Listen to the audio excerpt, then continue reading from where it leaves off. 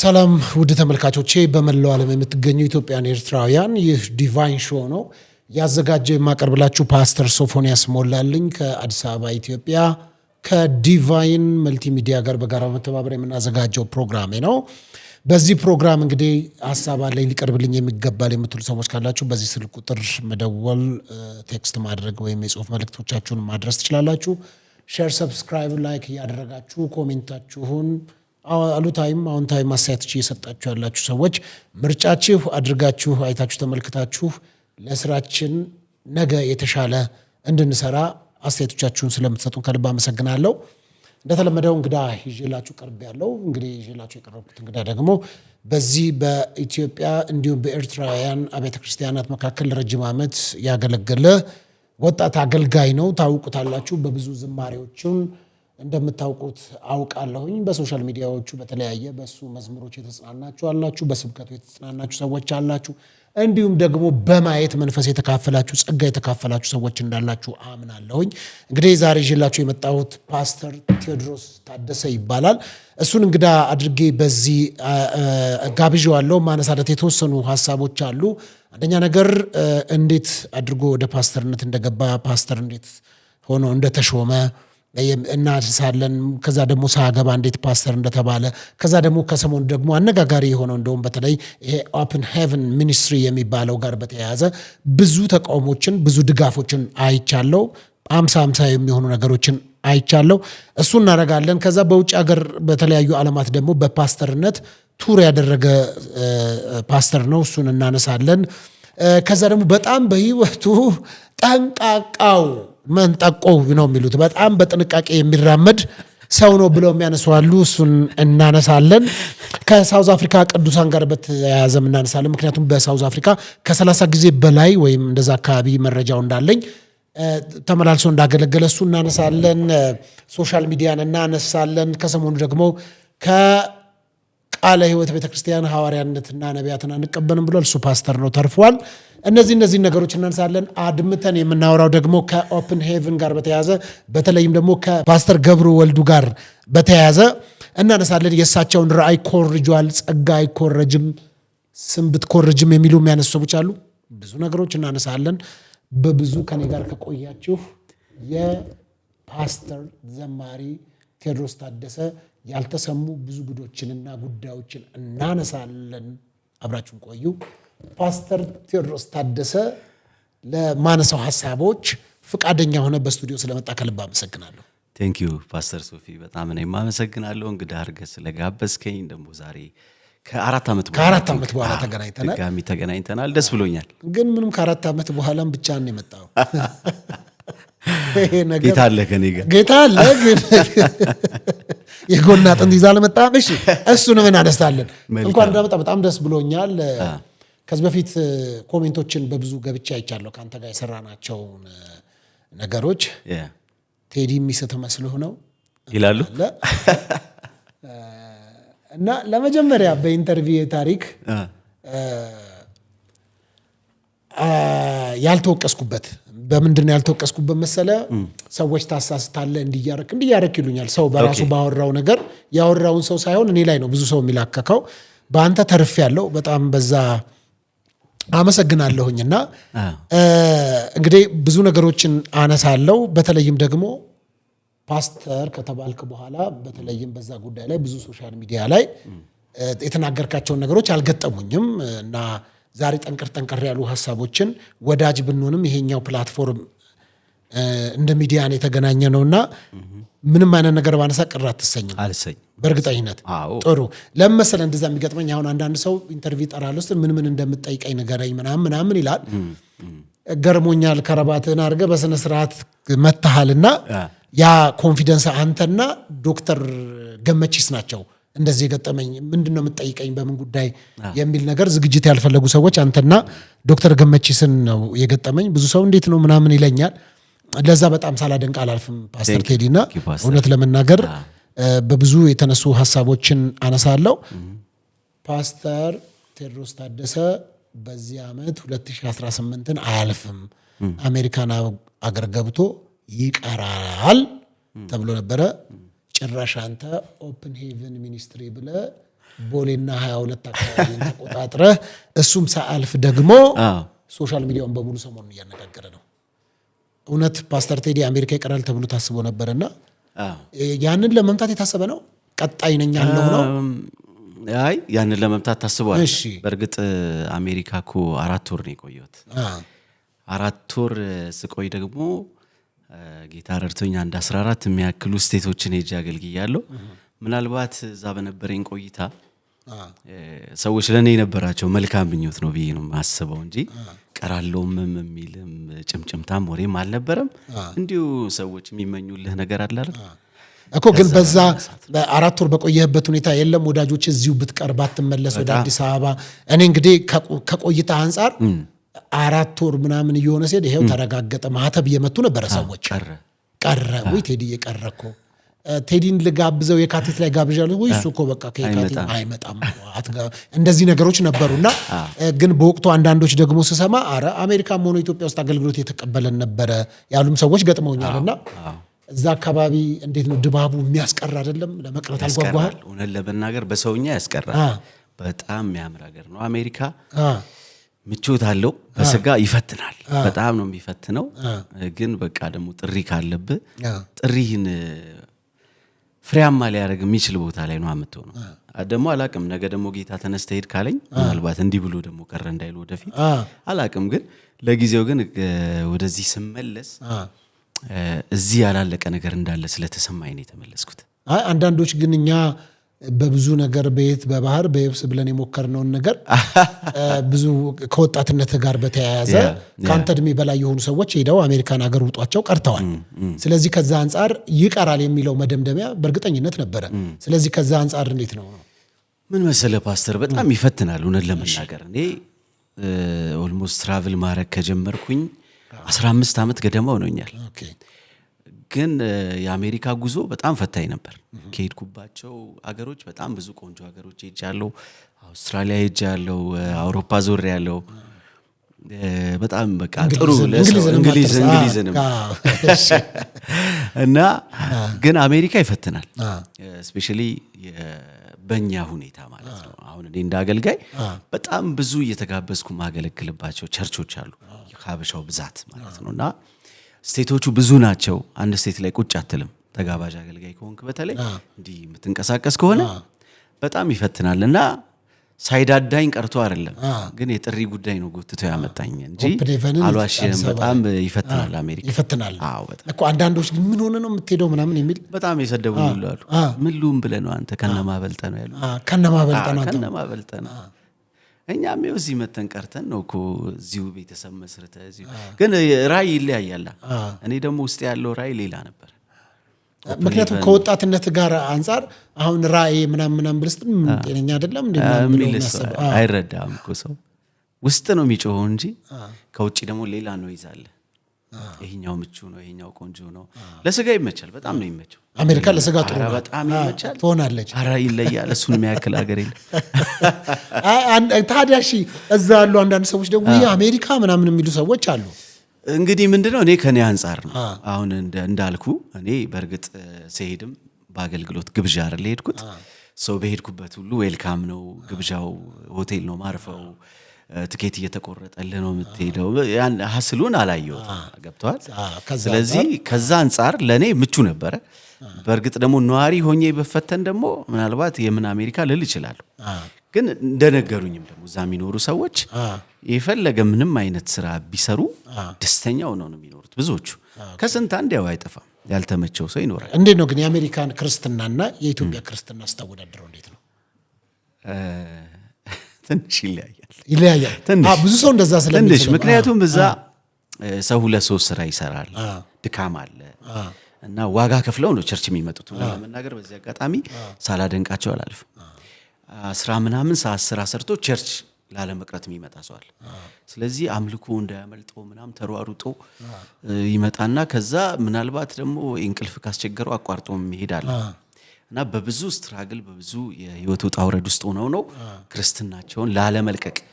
ለዛውም የአሜሪካ ደግሞ ብዙ ግብዣ አለው። ወደ ቸርች ከሚጋብዝ ይልቅ ወደ ዓለማዊው ያደላል። ለስጋ ምቹ ነው ብዬ እና እዛ ሆኖ ክርስቲያን መሆን ከባድ። እንደውም ከኢትዮጵያ ካለው ክርስቲያን ይልቅ በዛ ያለው እውነት ለመናገር በዛ በጣም በብርቱ በድካሙ ምናምን ሳይፈትነው የህይወት ፍጥነት ስላለው ብዙ ነገሮች አሉት። ብዙ ሰፊ ጊዜ አይኖርም። በዛ ሁሉ ውስጥ ተፈትኖ ወደ ቸርች የመጣ ሰው በጣም ማደንቀው ነው እውነት ለመናገር። ግን እዚህ ላይ እንግዲህ ከአሜሪካ ይቀራል የተባለው ሰውዬ 22 አካባቢ ነው ቢሮ 22 አካባቢ። ጥሩ አንደኛ የተነሳብህ አንተ ላይ የቢሮ አገልግሎት የሚባል ከየትኛው መደብ ነው? አሁን ለምሳሌ የምንድን ነው? የጠበቃ ቢሮ ነው? የንግድ ቢሮ ነው? የምን ቢሮ ነው ብለው የሚያነሱ ሰዎች ስላሉ ከቸርች አንጻር ምንድን ነው ካውንስሊንግ ነው የሚሰጠው ቢሮ ምንድን ነው? ምንድን ነው መሰለህ ፓስተር ሶፊ፣ አንዳንድ ጊዜ ትንታኔውን ከመስጠቴ በፊት ቀድሞ ትንታኔ የሚሰጡ ሰዎች አሉ፣ ማብራሪያ የሚሰጡ ሰዎች አሉ። ለምሳሌ እኔ ሶሻል ሚዲያ ላይ ያጋራሁት ኦፊሴ ውስጥ ቁጭ ብዬ የኦፕን ሄቨን ሚኒስትሪ ኦፊስ ውስጥ ፎቶዎች ተነስቼ፣ ምክንያቱም ለረጅም ጊዜ ሳሳምረው ቆንጆ ሳረገው በቃ ለኔ ለንባብ እንዲመቸኝ የጻፍኩት ላለሁት መጽሐፍ እንዲመቸኝ አንዳንዴም ለጸሎት እንዲመቸኝ በምፈልገው አይነት የቤቱን ሁኔታ ሳሳምር ስለቆየው በቃ ለወዳጆቼ ደግሞ እንግዲህ እዚህ ደርሰናል የሚል ነው እንጂ እንደ ማንኛውም አገልግሎት መስጫ ኦፊስ ነው። የተለየ ኦፊስ አይደለም፣ ወይም ቢዝነስ የሚሰራበት ኦፊስ አይደለም። ገብቼ የምጸልይበት ማነብበት፣ ካውንስሊንግ ካለ ደግሞ ከወንድሞች ከእህቶች ጋር መማከርበት፣ ስለ አገልግሎቱ ሰዎች ካፌ ቀጥሬ ከማወራ ኦፊስ እንገናኝ ብዬ ማወራበት። ብዙ ሰው ስለ አገልግሎት ሊያወራ ሚኒስትሪን ሳፖርት ሊያደርግ የሚፈልግ ሰው አለ። ያንን ሰው እንትን ካፌ እንገናኝ ከምትለው ቢሮ ተገናኝተህ ብታወራ ጤናማ ነው፣ አካሄዱም ጥሩ ነው፣ ማቹር እንዳረገ ሰው ማለት ነው። ስለዚህ ኦፊሱ ከዛ የዘለለ ዓላማም የለውም። ምናልባት ግን በቀጣይ ደግሞ ያሉትን ራእዮቼን ገና እኮ አላስተዋወቅኩም። የኦፊሱ ፎቶ ሲለቀቅ ነው ዓለም የተናገረው። ምንድን ነው ምክንያቱ? ነው ከአንተ አልተጠበቀም ነው? ምንድን ነበር እንድትከፍት የተፈለገበት ዓላማ? መቼም እንግዲህ 20 ዓመት ያገለገለ ሰው ምን ይከፍታል ብለህ ታስባለህ እኮ? ታዲያ ምንድን ነው በዚህ ቢሮ ላይ ለምን አሁን ለምሳሌ ዘማሪ ሆነው የነበሩ ሰዎች ቸርች የተከሉ ሰዎች የከፈቱ ሰዎች አውቃለሁ። ለምሳሌ እነ ፓስተር ኬፋ፣ ፓስተር እንዳለ፣ ፓስተር ወርቅነህ አላሮ እንደውም እንደ ዘማሪም ካነሳ ነው ምናልባት ዘማሪዎቹን በኋላ የመጡ ናቸው ካልንም አላውቅም፣ ነቢይ ሱራፌል እነዚህ ሰዎች አሉ። ያ ቸርች ተከፍቶ ያልተናወጠ ያንተ ቢሮ ምንድን ነው እንዲያናወጣው ነው? ኮምፕሌን አልሰማሁም እንደዛ ነገር። አይ የለም፣ ብዙ ጊዜ የለም፣ አላውቅም ለምን እንደሆነ። በዚህ በኦፊሱ ብቻ እኮ አይደለም፣ የሆነ ነገርም ካረኩኝ እሱ ይጮሃል። እንግዲህ አንዳንድ ነገር የሚገንለት ሰው አለ እንደዛ። ወይ ተመርቄ ይሆን እኮ ከምን አንጻር ነው አሁን በዚህ ደረጃ ትኩረት ተሰጥቶ አንድ ሰው የሁለት ሰው አይደለም፣ በጣም ብዙ ተቃውሞች፣ ረጃጅም ጽሁፎች አሉ፣ ረጃጅም እና ከዚህ አንጻር እንደውም አንዳንዶቹ ደግሞ ሳይድ ይበርታ ደስ የሚያሰኝ ነው ምናምን የሚሉ ኮሜንቶችንም ጽሁፎችንም ቪዲዮም የሰሩ ሰዎችም ተመልክቻለሁ። እንደው ችግሩ ያው 100 አውሮፕላኖች በሰላም ቢያርፉ አንዱ ቢከሰከስ የተከሰከሰው ዜና ስለሚሆን ወደዛ ይመጣል አይነት ነገር ነው እንጂ ብዙዎች አሉ መልካም ነገር እውነት ለመናገር የተናገሩ ሰዎች እና ከዚህ አንጻር አንተ ምንድነው የግል ጸብ ያለባቸው ሰዎች አሉ ማደግን የማይፈልጉ አሉ ወይስ ደግሞ ቅድም እንዳልከው ካፌ ከመገኘት ይልቅ በቢሮ ተገኝተ ጉዳዮችን ማድረግ? ሁለተኛ እንደ አንድ እግዚአብሔር ሰው እንደውም ካፌ በመገኘት ነው ከተወቀስከም መወቀስ ያለበትና ከዚህ አንጻር ምንድነው ብለህ ነው አንተ? ሌሎችስ ካንተ በኋላ ያሉ ሰዎች ድፍረት እንዳይኖራቸው አይዘጋም? በጣም ይዘጋል ማለት እኔ ይህንን ሌላ ስም ልሰጠው አልችልም ቀኝነት ከሚል ውጭ። ምክንያቱም አንተ ወንድምህ ወደ ተሻለ ነገር ከፍ ካለ እግዚአብሔር ከረዳው ካገዘው ከቻልክ መልካም ነገር ትናገራለህ። እንኳን እግዚአብሔር ረዳ፣ እንኳን አገዘ፣ እንኳን አንድ ምዕራፍ ፈቀቅ አልክ ብለህ መልካም ነገር ትናገራለህ። ካለዛ ደግሞ ካልገባ አሁን አንዳንድ ሰዎች አሉ ምንም አልገባኝ የሚል ኮሜንት የጻፉ በቅድም እንዳልከው በጣም ብዙ ድጋፍ እንዳለው ሁሉ ምንድነው ምንም አልገባኝ እስቲ ራይን አብራራ ምናምን። ራይ ሲጀመር እኮ አይነገርም። መሰራውን ቀስ በቀስ በሂደት እያሳየው ትሄዳለህ እንጂ ራይ ይሄ ነው ብዬ የምናገርለት አካል ማን እንደሆነ እኔ ጠንቅቄ አውቃለሁ። በዚሁ ላይ አገልግሎት ዘመን መቼም ይሄንን ሳላቅ አይደለም እዚህ ደረስኩትና አንዳንድ ሰው እንደዛ ይላል። እስቲ አብራራ ራይን ምንድነው ኦፊሱ ይላል። ኦፊሱን እንዳልኩ ቅድም ለኔ ነው የሰራሁት ማገለግልበት ኦፊስ ነው። አገልግሎቴን ደግሞ በሂደት ነው ማሳየው። ፍሬው ነው። አንድ ልጅ ደስ ያለኝ የወደድኩት ቀለል አድርጎ ሶሻል ሚዲያ ላይ ያወራው ወሬ አለና ባይሆን ስራውን ሲሰራ ከተሳሳተ ተነስተን ብንወቅሰው ጥሩ ነው አለ። ገና ለሰራ ነው ሲል የሚሰራውን ነገር ምን እንደሆነ ሳናቅ ተቃውሞ እኔ ያለ ከሰይጣን በላይ እየፈራው ያለሁት አሁን ወንድሞችን ማለት በእውነቱን እኮ አንዳንዴ ልክ ዮሴፍ ለወንድሞቹ ህልማየው ነው ያላቸው። ህልማየው ሲላቸው እጅግ ጠሉት ይላል ዘፍጥረት 37 ላይ ህልም አየው በማለት ማለት ገና እኮ አልሆነውም እኮ ሰው ያየው ንግስና አልደረሰበትም። ዘመኑ ላይ መከራ ወስደው ጣሉበት፣ ወደ ጉድጓድ ጣሉት። ግን እግዚአብሔር በየገባበት አብሮት ነበረ ስለሚል ካየው ህልም አልቀረም። እና አንዳንድ ጊዜ ህልምን ገና ተናገርኩ ስትል የሚነሱብህ ሰዎች አሉ። ገና ስትል ለምን ታያለህ ህልመኛ ለምን ትሆናለህ? እና በሰላም ጸጥ ብለህ ግን ከተኛ ምንም አይሉም። ለስራ ስትንቀሳቀስ ግን እንደዚህ አይነት ኖይዞች አሉ። እኔ ደግነቱ ብዙ ምዕራፍ ስለመጣው በእንደዚህ አይነት ሁኔታ ቶሎ አልደናገጥም። ግን እዚህ ላይ ለምሳሌ አዲስ ነገር ከሚጀምር ለምን ያኑ ቸርቾች ላይ ከስር ቁጭ ብሎ አይሰራም የሚልም ኮሜንቶችን አይቻለሁ። እኔ እኮ ቸርች ነው መጀመሩም ገና እኮ አላልኩም። እግዚአብሔር ሰው ገና መቻልኩ አላልኩም።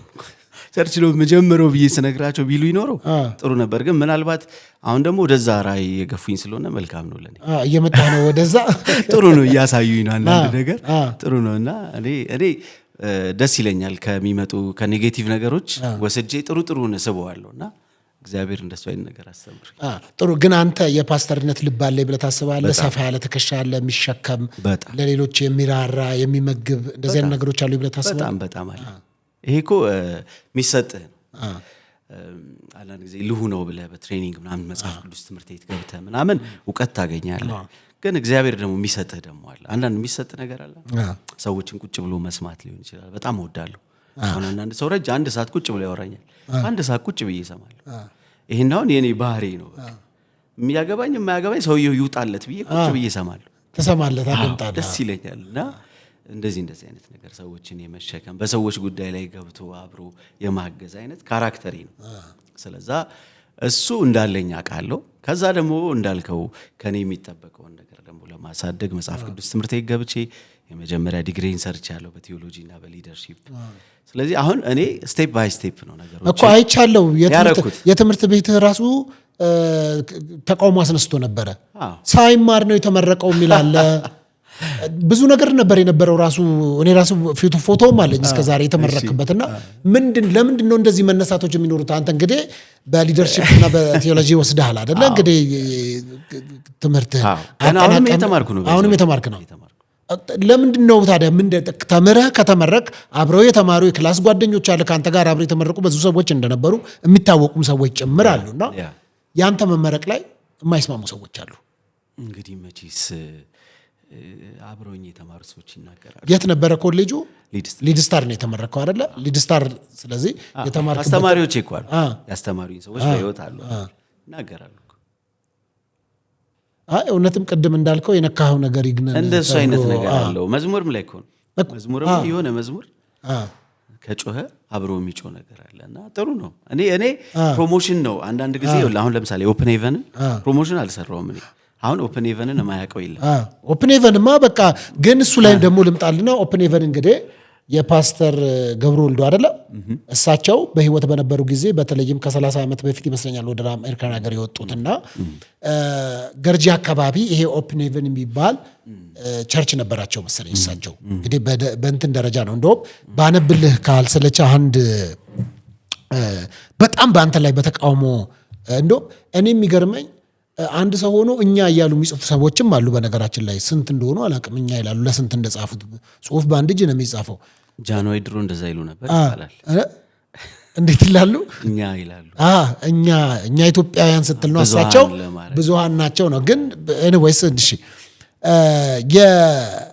እንዲህ ነው የሚለው። ፓስተርነትም አይፈልግም። የቴዎድሮስ ታደሰ ሚኒስትሪ ተቃውሞ አስነሳ ይላል። ስምን እንጂ ጸጋን መውሰድ አይቻልም።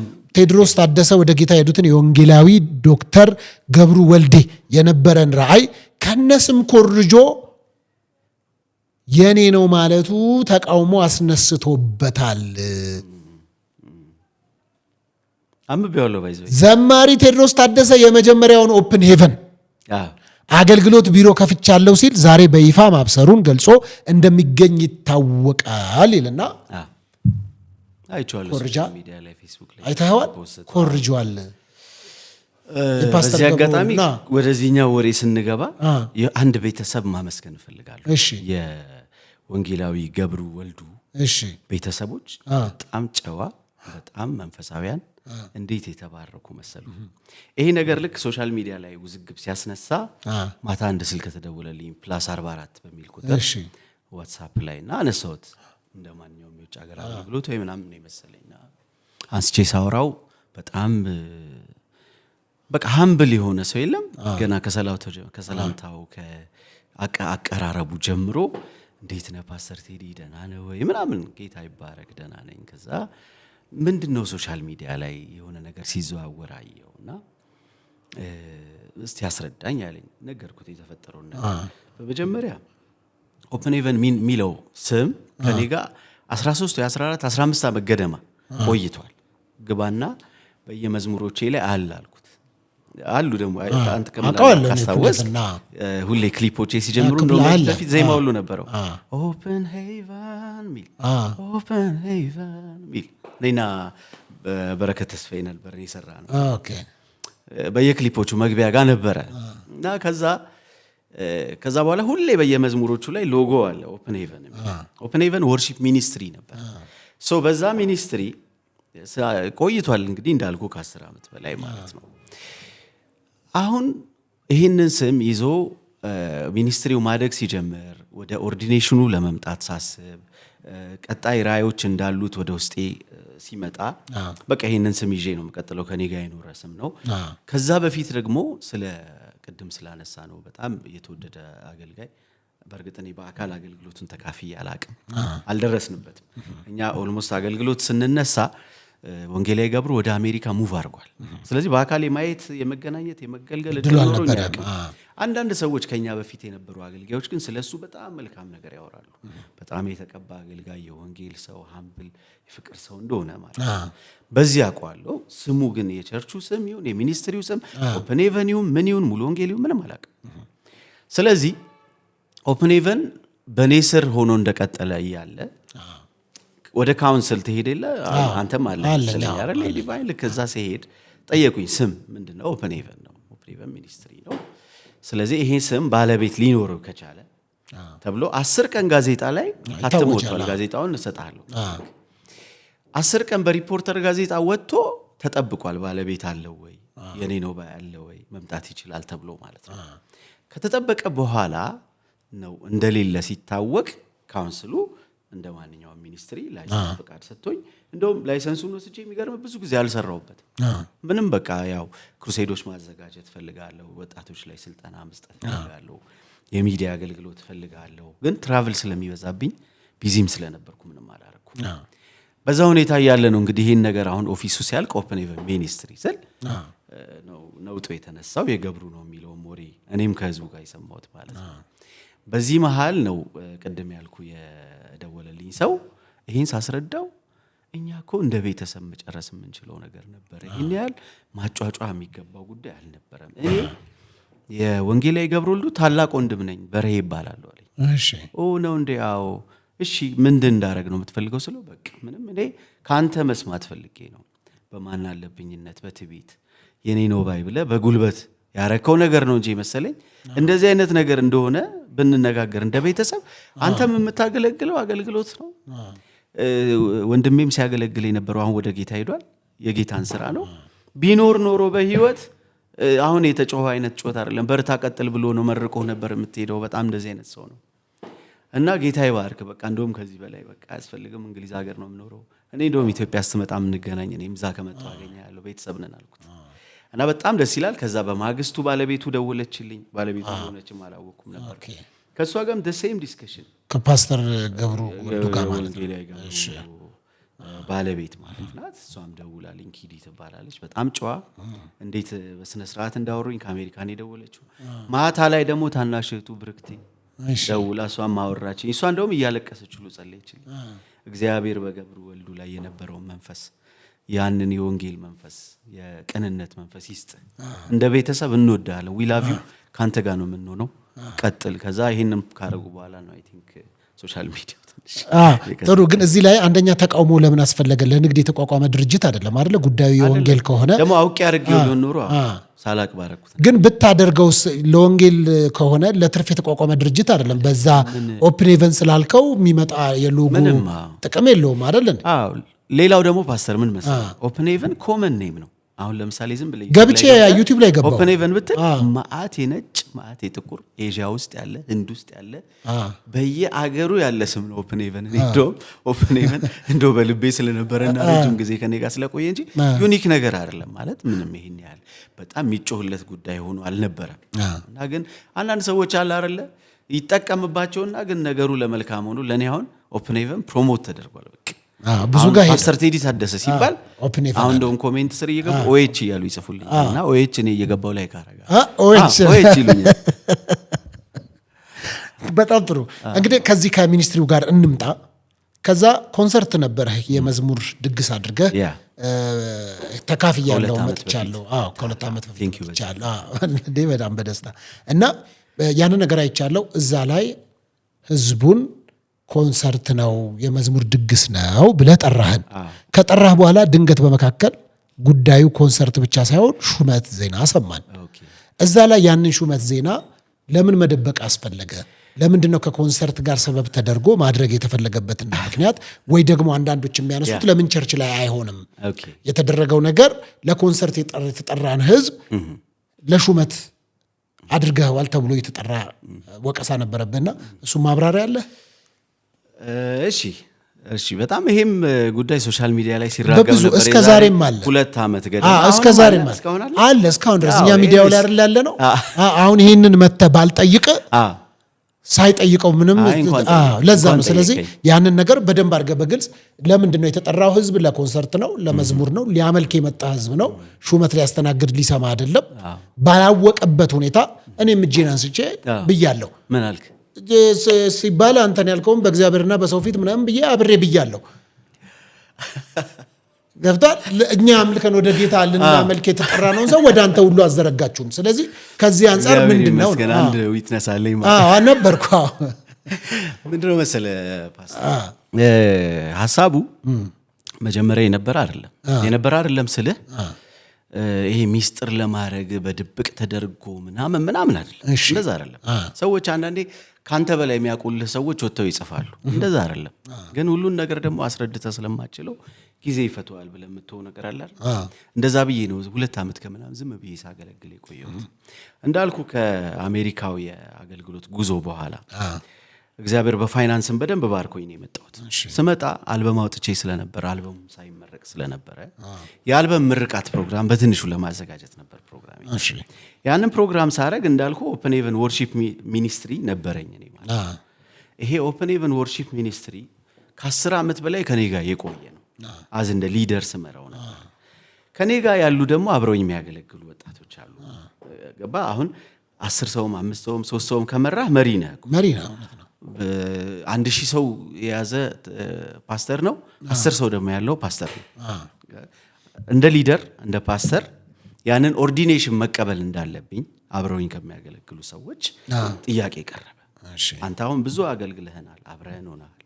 አሁን ፓስተር እንድትሆነን እንፈልጋለን። ስለዚህ ኦፕን ሄቨን ተብሎ ይሄ ከወርሺፕ ሚኒስትሪው በዘለለ አብረንህ እኛም እያገለገለን አዝ እንደ ሚኒስትሪ አዝ እንደ በቀጣይ ራይ እንዳለው እንደ ቸርችም ፓስተራችን እንድንሆን እንፈልጋለን። በዚህ ጊዜ እኔ ደግሞ በቅርቤ የነበረው በጣም ወደው ማከብረው እግዚአብሔር በኢትዮጵያ ምድር ትልቅ አድርጎ በቅባት ያስነሳው ቢሾፕ ነው። ቢሾፕ የኔ ብቻ ሳይሆን የ90 ቤት ያገለገልን ወጣቶች ሁሉ አባት ነው ማለት። ይሄ በቃ ሁሌ ማወራው ወሬ ነው። አቅጣጫ ያሳየን ነበረ። በኋላ መሰክርላለሁ አንዳንድ ነገር ስለሱ እና አማከርኩት። ቢሾፕን ቢሮ ድረስ ሄጄ ነው ባይዘዌ አማከርኩት። እንደዚህ አይነት ሚኒስትሪ አለኝ። ከዚህ በኋላ ደግሞ እዛ ሚኒስትሪ ላይ አዝ እንደ ፓስተር አድርገው ከኔ ጋር ያሉ ልጆች ፓስተራቸው እንደሆን ፈልገዋል። እኔ ደግሞ አንተን ነው እንደ አባት በቅርበት ማቀ።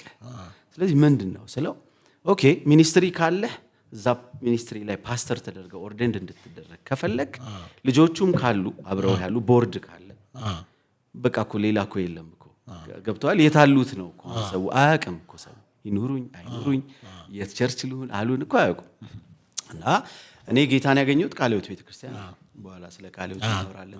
ቃለ ሕይወትም እናነሳለን። እናት ቃለ ሕይወት ቤተክርስቲያን ባለውለታዬ ናት። ደህንነት ያስተማረችኝ፣ የአገልግሎት ትምህርት ያስተማረችኝ። በእርግጥ ብዙ አላገለገልኩም ቃለ ሕይወት ከዛ በኋላ ስለወጣው ማለት ነውና ወደ ጉዳዩ ስመለስልህ ቢሾፕ እንደዛ ከሆነ ኦርደንድ ተደርገህ እንድትሾም የኛ ቤተክርስቲያን ኤፍቢአይ አዝ እንደ ፋዘር ቸርች ኦፕን ኢቨንን እንትን እንደሚያደርግ ገባ እንደ የበላይ ሆኖ እንትን እንደሚል ስልጣኑም ስላላት ቤተክርስቲያን የመሾም አንድን አገልጋይ ለአንድ ሚኒስትሪም ለአንድ ቸርችም ፋዘር አድርጎ ፓስተር አድርጎ የመሾም ስልጣኑ አላት። ያንን ኃላፊነት ቢሾፕ ወስዶ ጸልየንበታል። የሚገርም ቢሮ ስንት ቀን እየተገናኘን ጸልዮልኛል ቢሾፕ።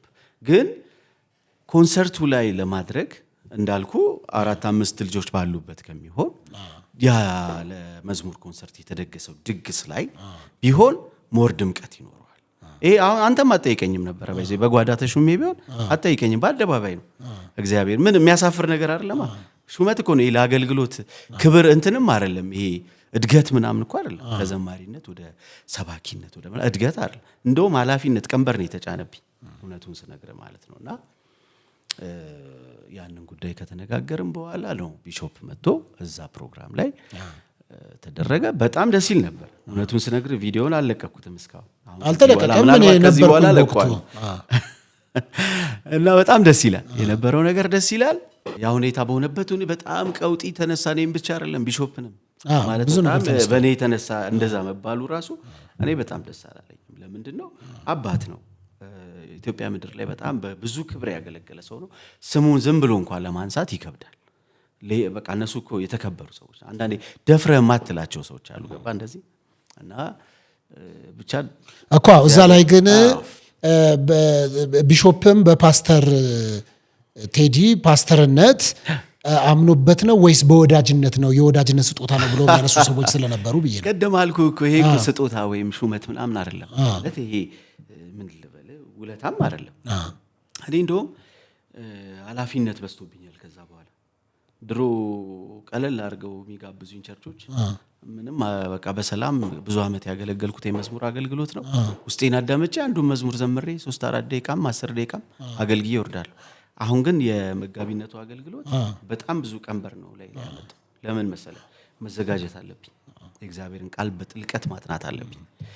ቤቴ ቁጭ ብዬ ረጅም ሰዓት መጸለይ አለብኝ። ከብዙ ሰዎች ጋር መመካከር አለብኝ። አንዳንድ ሰው መጥቶ የራሱን ጉዳይ ሊያማክር ይፈልጋል። ስለዚህ ስራ ነው እንጂ የተጨመረብኝ ኃላፊነት የሆነ ሹመት ወይ እድገት ምናምን አይደለም። ስለዚህ ከግጥምና ከዜማ አውጥተህ የእግዚአብሔርን ቃልን በደንብ ዲግ ማድረግ በደንብ ማንበብ ይሄኛው የተለየ አገልግሎት ነው። የተለየ አገልግሎት ነው ስለ ብዙ ትኩረት ይፈልጋል፣ ብዙ ጥናት ይፈልጋል፣ ብዙ መቀመጥ ይፈልጋል፣ ብዙ መጸለይ ይፈልጋል፣ ብዙ ሜዲቴት ማድረግ ይፈልጋል። እንደውም ለኔ ጥሩ ነው ይሆንልኝ ብቻ ወደ እግዚአብሔር እንድቀርብ ሞር ጌታን እንዳቅ አገልግሎት ምንድነው የሚለውን ዋጋ መክፈል ምንድነው የሚለውን እንዳቅ አድርጎኛል። ስለዚህ ግን ሰዎች የመሰላቸው እንደዛ አይደለም። ሹመት ምናምን እኮ ብዙ ሰው ከዘማሪነት ወደ ፓስተርነት ምናምን ነው የሚሄደው። ወደ ነብይነትም የሚሄዱ በጣም ብዙ ሰዎች አሉ። አንተ ለምን ፓስተርነትን መረጥከው? በዚህ አጋጣሚ እንደውም ቃለ ሕይወት ቤተክርስቲያን ሐዋርያና ነብይ አልቀበልም ብላለች። አንተ ተርፈሃል ወደ ፓስተርነት ስለመጣህና ፓስተርነት በማይመረጥበት ጊዜ ነብይነት ነው ጥሩ ሲባል አንተ እንዴት ወደ ፓስተር ዞርክ? ቀደም ብያለሁ ውስጤ የመጋቢነት ነገር እንዳለ ልጅነቴ ገና ጌታን ካገኘው ጊዜ ጀምሮ ውስጤ ፓስተር ነህ ነው የሚለኝ። አዳኔ እኮ አትፈልግም ማለት ከውጭም ኮንፈርሜሽን ውስጥህን አለና ውስጤ ፓስተር እንደሆንኩ ነው የሚነግረኝ። ማለት እፈልጋለሁ በቃ ሰዎችን ማገልገል እፈልጋለሁ፣ በደንብ ማገልገል የእግዚአብሔርን ቃል ከመስበክ ከማድረግ በዘለለ የሰዎች ህይወት ውስጥ ገብቼ ያንን ነገር መስራት እፈልጋለሁ። ሶ ውስጤ ያለው ጥሪ የነብይነት እንዳልሆነ ሰዎች ከሚነግሩኝ ራሴ ያውቀዋለሁ ማለት ነው። ገባ አይደለ ፓስተር? እዚህ ላይ ታዲያ ሲነሳ አንዱ እንግዲህ በተለይም ደግሞ ስትሾም አላገባህም፣ ኦኬ፣ ባለቤት የለችህም፣ ትዳር አልያዝክም። በዛ ሁኔታ እንዴት ተደርጎ ነው መጋቢ ሊሆን የሚችለው? የትዳር ጥያቄው ልክ ያነሳሉ ሰዎች።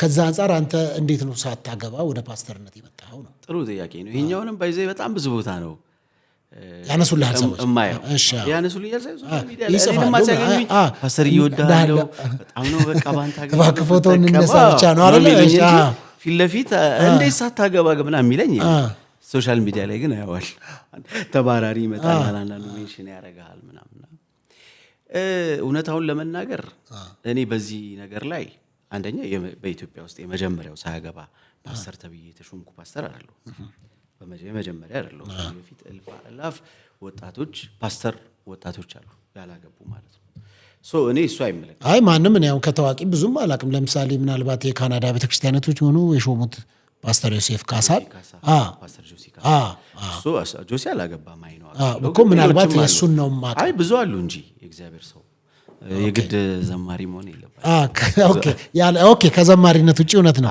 እናንተ ያው ሚዲያው ላይ ስላላችሁ ታዋቂም ስለሆናችሁ ምናልባት እነሱ ተጽኖች ሊሆኑ ይችላሉ ዞሮ ያ መጽሐፍ ቅዱሳዊ አይደለም ብለው የሚያነሱ ማለት ነው መጽሐፍ ቅዱሳዊ ሐሳብ ይችላል ለምሳሌ ኤጲስቆጶስነትን ነው ያነሳው ኤጲስቆጶስ ማለት መጋቢ ማለት አይደለም እሺ ኤጲስቆጶስ የቤተክርስቲያን ሽማግሌ ነው የቤተክርስቲያን ሽማግሌ አንዲት ሚስት ትኑረው ጭምት ይሁን ምናምን የሚል በዛ ዘመን ከኮንቴክስት አሁን በመጽሐፍ ቅዱስ እኮ ሲፈታ ጂም ላንታል ነገር እግዚአብሔር ሰው ግን ኦዲየንስ መስማት ስለሆነ ከኮንቴክስት አንፃር ስናብራራው ይሄን ነገር በዛ ዘመን የነበሩ ሰዎች 3ም 4ም ሚስትም ያገባሉ 4ም 5ም ሚስት ኖሯቸው መተው የቸርች ሽማግሌ ካልሆነን ይላሉ ለዛ ነው አንዲት ሚስት ያለችው ጫዋ የሆነ ጭምት የሆነ ምናምን የሚለው ማብራሪያ ያለው የአንዲት ሚስት ባል የሆነ የሚለው ለሽማግሌ ነው እንጂ ለመጋቢ አይደል ለፓስተር አይደል ኤጲስቆጶስ ሽማግሌ ነው የቸርች ገብቷል አባባሌ ከዛ በዘለለ ጢሞቴዎስ እኮ ባለ ትዳር አልነበረም የቤተክርስቲያን ግን መሪ መጋቢ ነበር በርናባስ እኮ ፓስተር ነው የቤተክርስቲያን መሪ ነው ባለ ትዳር ግን አልነበረም ራሱ ሐዋርያው ጳውሎስ እኮ ሐዋርያ ነው አይደል 13 የሚያክሉ የአዲስ ኪዳን መጽሐፍን የጻፈልን ታላቁ ሐዋርያ እኮ ባለ ትዳር አልነበረም ያ ማለት ግን ትዳር አያስፈልግም እያልኩ አይደል ትዳር ያስፈልጋል ትዳር ግን በእግዚአብሔር ጊዜ ነው የሚሰጠው እኔ ፈልጌ ጠፍጥፌ የምሰራት ሚስት የለችኝ እግዚአብሔር በራሱ ጊዜ እቺ ሚስት ናት ከዚች ጋር ትኖራለህ ብሎ ሲሰጥ ስጦታ ነው አይደል ትዳር አንዳንድ ሰዎች በግፊም እኮ የገቡ ሰዎች አሉ በግፊ ገብተው ብዙ መከራ ውስጥ የገቡ ሰዎችንም አውቃለሁ ስለዚህ ከዛ አንፃር ይሄ የሞብ ፍርዱ አደነብርህም ልክ አረኔ አልደነብርም እኔ እግዚአብሔር ከረዳኝ አንዱ ነገር ላመንኩበት ነገር ወደፊት ነው በቃ በልጓም እንደተያዘ ፈረስ አይኔን ጨፍዬ ነው የሚሄደው አንድ ሰውዬ አንድ ጊዜ ምን አለ መሰለህ ቁጥር 1 አልበም አውጥቼ ካፌ ገና አልበም ወጥቶ በሁለተኛው በሶስተኛው ቀን ይሆን አላውቅም ደንበል የሆነ ካፌ ነበርችና ፊት ለፊት መዝሙሩ ተከፍቷል እና ገና ቁጥር 1 አልበም ነው በጣም ደስ ይላል እየተሰማ ነው ምናምን ቁጭ ብዬ እየሰማው ገስቶ ሲወጣ ሲዴን አየኝ ከዛ መጣ ቅርታ 1-2 ደቂቃ ተሰጠኛለህ አለኝ እሺ ያልኩት እኔ ምንም አይደለም አለኝ ፍቃደኛ ከሆንክ እኔ በጌታ ቤት በጣም ብዙ አመት የቆየው ነኝ አገልጋይም ነበር አሁን በቢዝነሱ ዓለም ነኝ ያለውና መዝሙር ሰምቼው እዚሁ ደግሞ ሳይ ደስ አለኝ መርቄ ልሂድ አለኝ ደስ ይለኛል አልኩት ማለት ደስ አለኝ የሰውየው ቅንነቱ ምኑ ደስ አለኝ እግዚአብሔር አለኝ ዲዳና ደንቆሮ እውር ያርግ አለኝ በጌታ በኢየሱስ ምን አይነት ነገር ነው የመረቀኝ ሰው ለምን እንዳልኩት አቃል አለኝ ገና ሳይ በጣም አንድ ፍሬ ልጅ ነኝ ያኔ ጺም ራሱ ይለኛልና ትችሏለህ ብዬ አልገመትም ማለት የጀመርከውን ያገልግሎት መንገድ ትችሏለህ ትቋቋመዋለህ ብዬ አልገመትም ግን ለምሰማው ለምታየው ነገር እግዚአብሔር ዲዳና ደንቆሮ አድርጎ እስከ መጨረሻው ያዝልቅ ብሎኝ ሄደ ያን ሰውዬ አይቼው ማላቅም ከዛ በኋላ ያቺ ምርቃት ግን አረሳትም ታማኛለህ እግዚአብሔር ዲዳም ወውርም ደንቆሮ ስለዚህ አሁን ይሄ አላገባም ስላላገባን እንደዚህ የሚሉ እንደው እሺ እንደው የሚገጥምህ የለም እግዚአብሔር አሳስቦኛል አንተን እንዳገባ ጌታ ተናግሮኛል ባልሽ ነው ጌታ አንተን ሰጥቶኛል ስንወልድ አይቻለሁ 8 ልጅ ወልደን 9ኛ ላይ ሆኜ ከህልሜ ተነሳው ምናምን የሚሉ እነዚህ አይገጥሙ እግዚአብሔር ሰው አይ ያን ያለ ኤክስትሪም ባይሄድም አይ አይደለም አይ እንኳን አንተን ሚዲያ ላይ ያለ ጉድ ሉኪንግ ፌመስ የሆነ ሰው ምናምን በተለያየ ዓለም ትራቭል የሚያደርግ ኑሮን ሊያቀል የሚችል ሰው ቀርቶ ሌሎችም ሰዎች ያን ነገር ደርሳቸዋል ምንድነው መሰለህ አንዳንድ ጊዜ ኢሞሽን ይሄ ሰዎች ስሜታቸውን ካዳመጡ ሊሉ ይችላሉ ግን ሆሊ ስፒሪት ተናግሮኛል ምናምን ብለው በድርቅና ደግሞ መተው የሚሉ ሰዎች አሉ። የጌታ መንፈስ ያንቺ ነው ብሎኛል የሌላ ሰው አትሆንም እና የሚሉ አልመጣም። እና እኔ አንድ ጊዜ አንድ ሰባኪ ሲናገር ይሰማታል። አንዱ ሄዶ በህልሜ አይቻለሁ አንቺ ቬሎ ለብሰሽ እኔ ጥቁር ሱት አድርጌ ከኋላ እያባረርኩሽ ስትሮጪ መስክ ላይ ምናምን አላት። እና ልጅቷ በጣም በጌታ የበረታች ስለነበረች ዊ ጌታ ነው እንደዛ ያለ አለች። በቃ ለኔ እስኪለኝ ጠብቅና እነግርሃለሁ አለች። ማለት ለነሱ የሚላቸው ጌታ ለኛ መንገር ያደርገናል አይደል? እና እንደዛ የሚል ሰው ቢመጣም ግን ደግሞ እኔ ትዳር ፍቅር ላይ ብቻ የተመሰረተ ነው ብዬ አላምንም። እሺ የትዳር ሐሳብ ውስጥ እንዳልገባ እንጂ ሂድ በጣም ጥሩ ሐሳብ ነው። በሌለውበት ለምን ቀድም ብለሃል። ሐዋርያው ጳውሎስ እኮ ሳያገባ ስለ ትዳር መክሯል። ምንድነው መሰለህ ቤት በጥበብ ይሰራል በማስተዋል ይጸናል አይደል? ዊዝደም ይፈልጋል ብዬ ነው ማምነው። ይሄ ትዳር ምናምን የሚባለው ነገር ኢሞሽን እኔ አሁን ወጣቶች ቶሎ የሆነች ልጅ ሳይት ላቭ ምናምን ይዛቸዋል። ኢንፋቹዌሽን ይባላል። ይሄ የመጀመሪያው ሰሞን ያለው ሙቀት አለ። እሷን አጥቼ መኖር አልችልም፣ ልቤ ፈርሷል፣ እንቅልፍ ማጣት ምናምን እሱ ኢንፋቹዌሽን ነውና ከዛ ወደ ልባቸው ሲመለሱ ግን ልጅቷን የጎረቤት ራሱ እንድትሆን አይፈልጉም እንኳን ትዳር ማለት ነውና እንደሱ አይነት እድሜም ስላለፈ ከሱኛው ብዙ አስተውላለሁና ግን ቤት በጥበብ ይሰራል በማስተዋል ይጸናል ነው። ግን እግዚአብሔር ባለው ጊዜና እግዚአብሔር ባለው ወቅት ሲሆን ያምራል ብዬ ግን እስከዛ ስንቶቹ ተንገብግበው ይቀመጡ? ለምን ይንገበገባሉ? የሚንገበገቡበት ምክንያት ቴዲ አላገባህም ክፍት ነገር አለ የኔ ይሆናል ብለው እኮ የህልም ዓለም እየኖሩ ያሉ ሰዎች አሉ። ይሄ ኦብቪየስ ነው። ቅድም እኮ መልሽ ይሄን ጥያቄ የደገምኩ አይደለም። እኔ ጋር ደግሞ አለ አይደል? አሁን እኔ ጋር መጥቶ ጌታ ፈርም ያደርግልኛል እኮ ይሄ ራይት ሲዝን ነው። ይሄ ጥሩ ወቅት ነው ላንተ ለትዳር። እድሜም ደርሷል። እድሜም ማተር ያደርጋል አይደል? ለትዳር እድሜ ደርሷል ነው አልፏል ነው? አይ ደርሷል እንጂ እግዚአብሔር ሰው ገና ነው እኮ ትልቅ ገና ነው ማለት ምንድነው? ገና ነው ጥሩ እድሜ ላይ ነኝ። ባለመሆን ጥሩ ስንት ለምሳሌ ስንት ላይ? እኔ ገና 30ዎቹ መጨረሻ ላይ ነኝ። 39 አንዴ ለምን ትገፋኝ? መጨረሻ ካልክ ማለት ነው። እሺ 30ዎቹ መጨረሻ በጌታ ከሆንክ ነው አገልግሎት ከጀመርክ ነው። ባይዘው ሃይስኩል ሆኜ ነው አገልግሎት ሃይስኩል ነው። እሱንም መጣበታለሁ። በጣም ብዙ ታሪኮችን ሰምቻለሁ ስላንተ ነው። እሺ የፓስተር የመጨረሻና ከዚህ በኋላ በትዳር ጉዳይ ማንም ሰው አንተ ላይ እንዳያነሳብህ በገባህበት በወጣበት ኢንተርቪው ላይ ብቻ አይደለም እኮ የትም ቦታ ስትገኝ ያንተን ሰርግ ለመምጣት ይጓጓል በጣም ብዙ ሰው አለ እውነት ለመናገር። ምክንያቱም አንተ ቀድሞ የሚነሳ የነበረው ዘማሪ ኤፍሬም አለሙ ነበረው። እሱ አገባና ርፍ ብሏል ብዙ ሰው። አሁን ደግሞ ዘማሪ ቴድሮስ አንተ ለብዙ ሰው ሚዜ ሆነሃል፣ ብዙ ሰው ድረሃል። ሰዎችን እየገፋ እያስገባ እሱ አይገባም። እሺ ይሄን ብዬ ልጨርስ። ባል በኔ ዴፊኒሽን በኔ ብቻ ሳይሆን በቃ አጠቃላይ ባል ፕሮቫይደር ነው። ባል አባት ነው። ባል መሪ ነው አይደለ? እነዚህን ነገሮች ራሱ ያውቀዋል ሲደርስ። ሁለተኛ የሚያፈቅራት ሴት ትክክለኛ ዋይፍ ነች የሚላት ስትመጣ ያውቃታል አይደለ? እነዚህ ነገሮች ካልሞሉ መግባት የለብህ። ስለዚህ መቆየት አለበት። አይ መቆየት አለበት አይደለም ሲሆን ራሱ ሲዝኑ ሲሆን ነገሩን ሁሉ በጊዜው ውብ አድርጎ ሰራው አይደለ? አሁን የኔ ጊዜ እንደደረሰ አውቃለሁ። በቅርብ ደግሞ ሁለተኛው ኢንተርቪው ስመጣ አብሬ ይመጣል። እሺ የፓስተር ቴድሮስ ታደሰ መስፈርቱ ምንድነው ለትዳር? አሁን አንተ የምታያት ሴት ምን አይነት ሴት ናት? እግዚአብሔርን የምትፈራ ሴት። እሺ እግዚአብሔርን የምትፈራ ሴት፣ ሚስት መሆን የምትችል፣ ልጆች ብንወልድ እናት መሆን የምትችል፣ ለኔ ደግሞ ሁሌ ሳያት ደስ የምትለኝ ማለት ነው። ስታያት መደሰት አለብህ። ሚስት መቀላወጥ የለብህም። ሴት ያየ ወደዚህ ወደዛ ማለት አንዴ ካገባ ስትር ብለህ ሚስት አለችኝ እኮ የምትላት ሚስት በቃ ሞገስ የምትሆን ማለት ነው። ከጌታ በታች መሆን አለበት እኮ። ምክንያቱም ያተነሳብህ ምክንያት ያው አንተ መጽሐፍ ቅዱሳዊ እይታህን ተናግረሃል። ሚስቱን ሳይመራ ቤቱን ሳይመራ እንዴት አድርጎ ነው ሚኒስትሪውን ወይም ለሌሎች የሚለውን ነገር እንግዲህ ያነሱ ሰዎችን አንስቻለሁ። ከዛ በተረፈ ደግሞ በተለይም ደግሞ ወደ መጋቢነት ከመጣህ በኋላ ብዙ ሰዎች ባለፈው ኢንተርቪው ላይ ማስተናል ከአርቲስት ሰገን ይፍጠር ጋር በተያያዘ ብዙ አውርተናል እና አሁን አብሯት አይታይም የሚልም ነገር አይቻለሁ። የእግዚአብሔር ሰው አሁን እንደገና ይሄንን ካራታ ላነሳው አይደለም። አሁን ይሄ ከፓስተርነቱ ጋር በኋላ የለም ብዙም ከተማ የምታይ ያ ሁሉም ሰው የራሱ ፕራይቬት ላይፍ አለው። ምናልባት አርቲስት ሰገን ደግሞ አሁን በራሷ የህይወት መስመር ላይ ናት፣ ባለትዳር ናት አይደለ? እሺ እንደዛ ነው። ሶሻል ሚዲያ ላይ ማይቻለው ባለትዳር ናት፣ የተከበረች ናት። ስለዚህ አሁን እሷ በቃ ባለች በቆንጆ መስመር ላይ ነው ያለችው። ያኔም ደግሞ ዝም ብሎ ተራ አሉባልታ እንደነበረ አውርተናል ካስታወስ፣ የጀስት ፍሬንድ እንደነበረን እንጂ ሌላ የፍቅር ግንኙነት ወይም ሌላ ነገር እንዳልነበረን። ግን እህቴ ነች በቃ።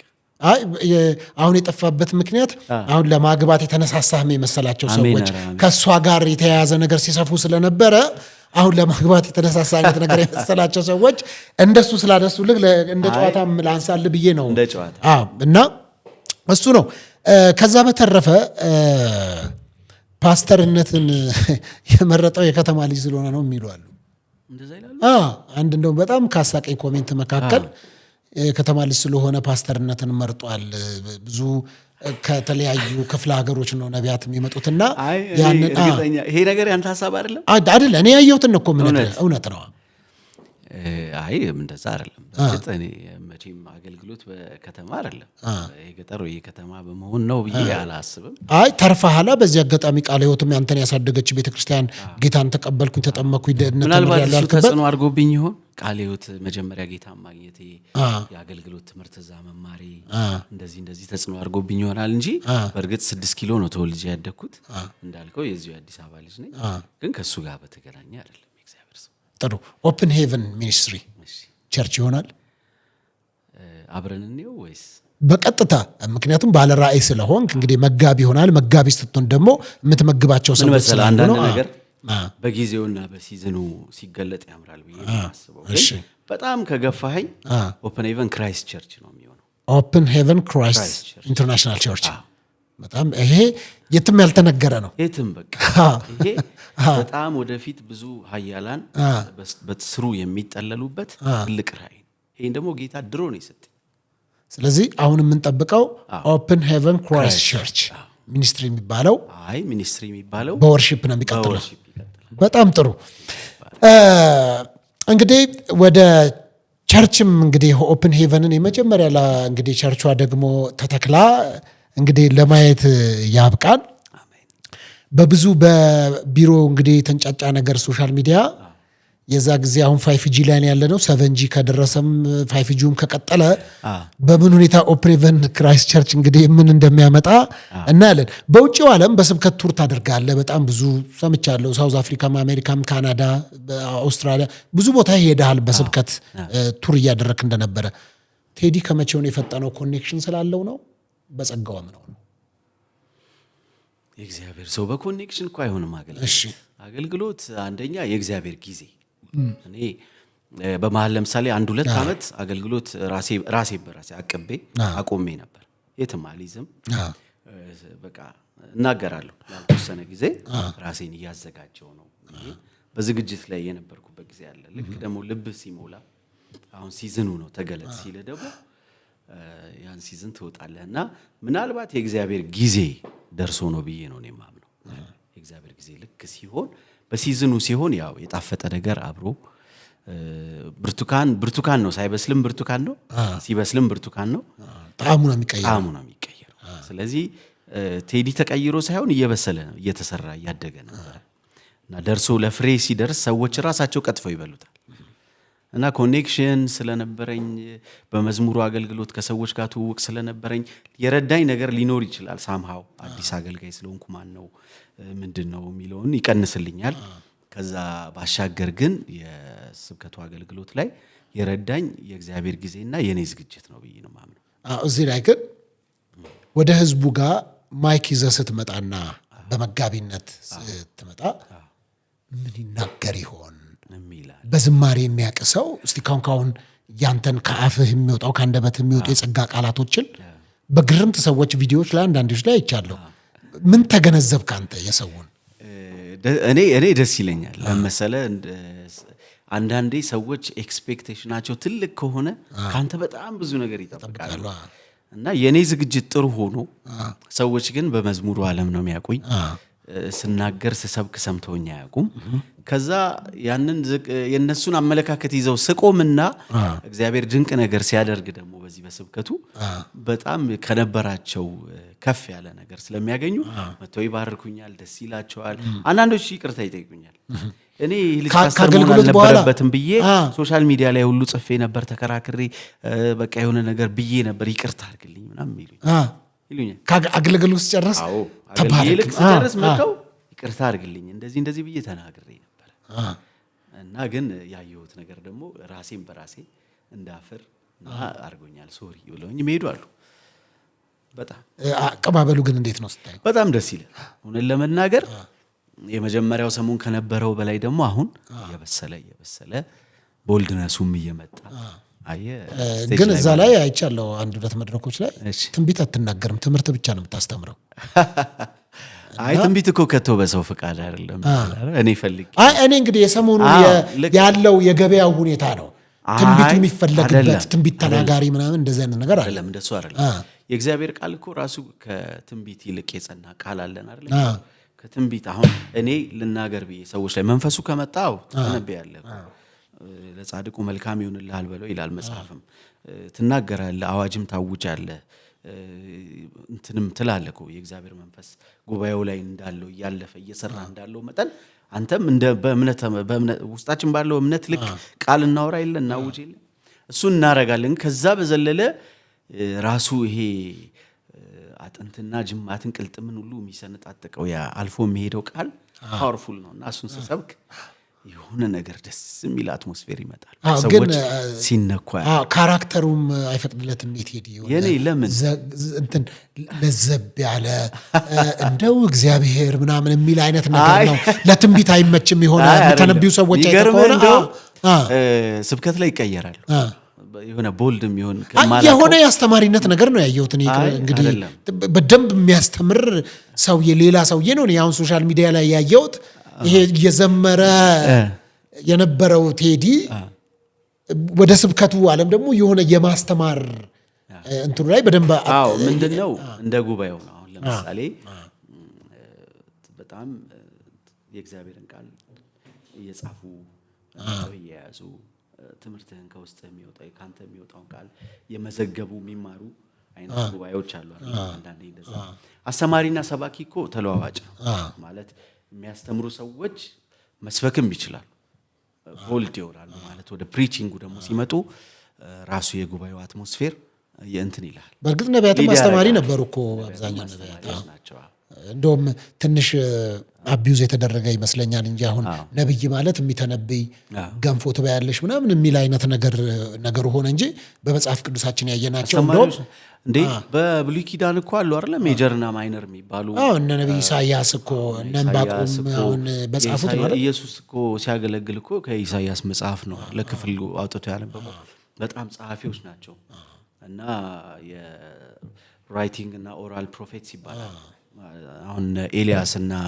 ኤልሳ የኦራል ፕሮፌትስ ናቸው የተናገሩት ነው በእርግጥ አልጻፉም ብሉይ ኪዳኑ ላይ የሉም አይደል ህልዳና ምናምን ሌሎቹ ግን ደግሞ እነ ኢሳይያስን እነ ኤርሚያስን ስታይ እነ ሕዝቅኤልን እነ ዳንኤል ደግሞ ጽፈዋል በጣም አደገኛ አስተማሪዎች ናቸው በጣም ትንቢቱም ላይ ኃይለኛ ናቸው ትምህርቱም ላይ እና ኢትዮጵያ ውስጥ አቢዩዝ እንደተደረገው አይደለም የፕሮፌቶች አገልግሎት እኮ አሁን በእነዚህ 10 አመቶች ውስጥ ፕሮፌት ሲባል ያለው አይነት እንትን አይደለም ህዝቡ ላይ እንዳለው አይነት ውዥንብር ሳይሆን ደግሞ ኢትዮጵያ ውስጥም እኮ በጣም በተለየ ቅባት ያገለግሉ አሉ አይደለም እናነሳቸው ከዚህ በፊት የነበሩ እንመርጣለን መቼም ሁሉንም በአንድ ላይ አንደመጥጣቸው ከሌ ብለህ እኮ ትመርጣለህና አሉ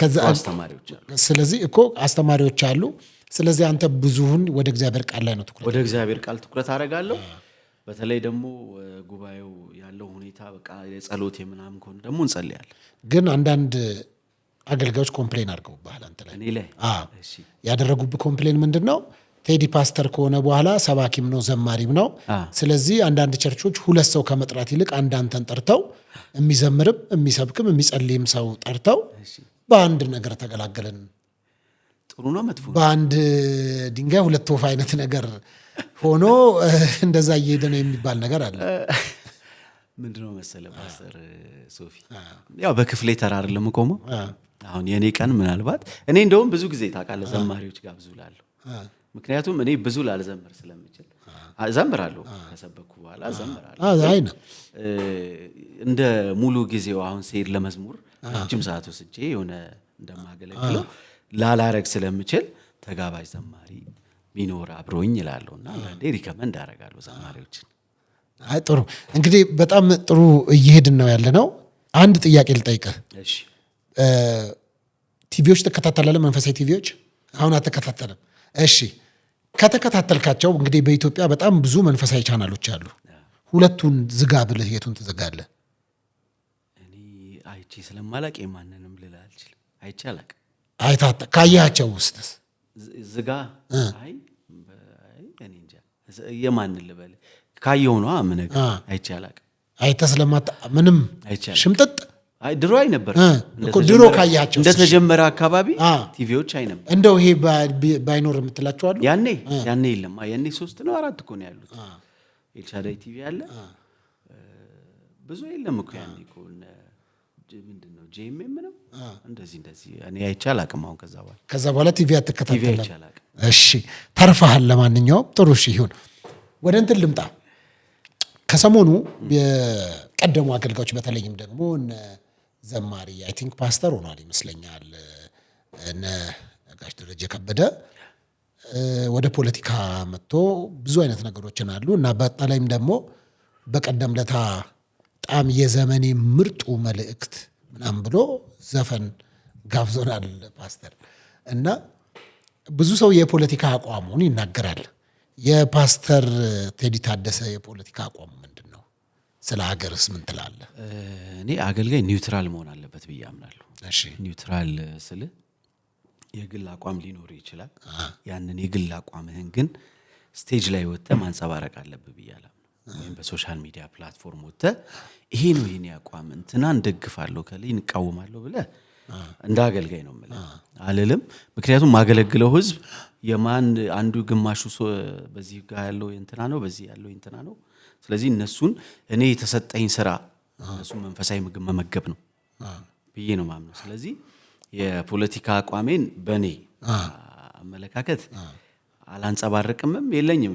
የፖለቲካ ሰውም አይደለሁም እንት የፖለቲካ አድናቂ ምናምን አይደለሁም እኮ ግን አገር ላይ ስለሆንክ መንፈሳዊ ነገር ላይ የተያዘ ስለሆነ ትኩረትም ሰጥቼም አላስበውም እንትንም አይደለም እንደዛ አይደለም። ግን እንደ አገልጋይ መጽሐፍ ቅዱስ ትምህርት ቤትም እንደተማር ነው አገልጋይ ኒውትራል መሆን አለበት ተብሎ ምን ማለት ነው ኒውትራል ማለት ስለ ሀገር ጉዳይ ያወራል፣ ስለ ሀገር ጉዳይ ይናገራል፣ በደንብ ያወራል።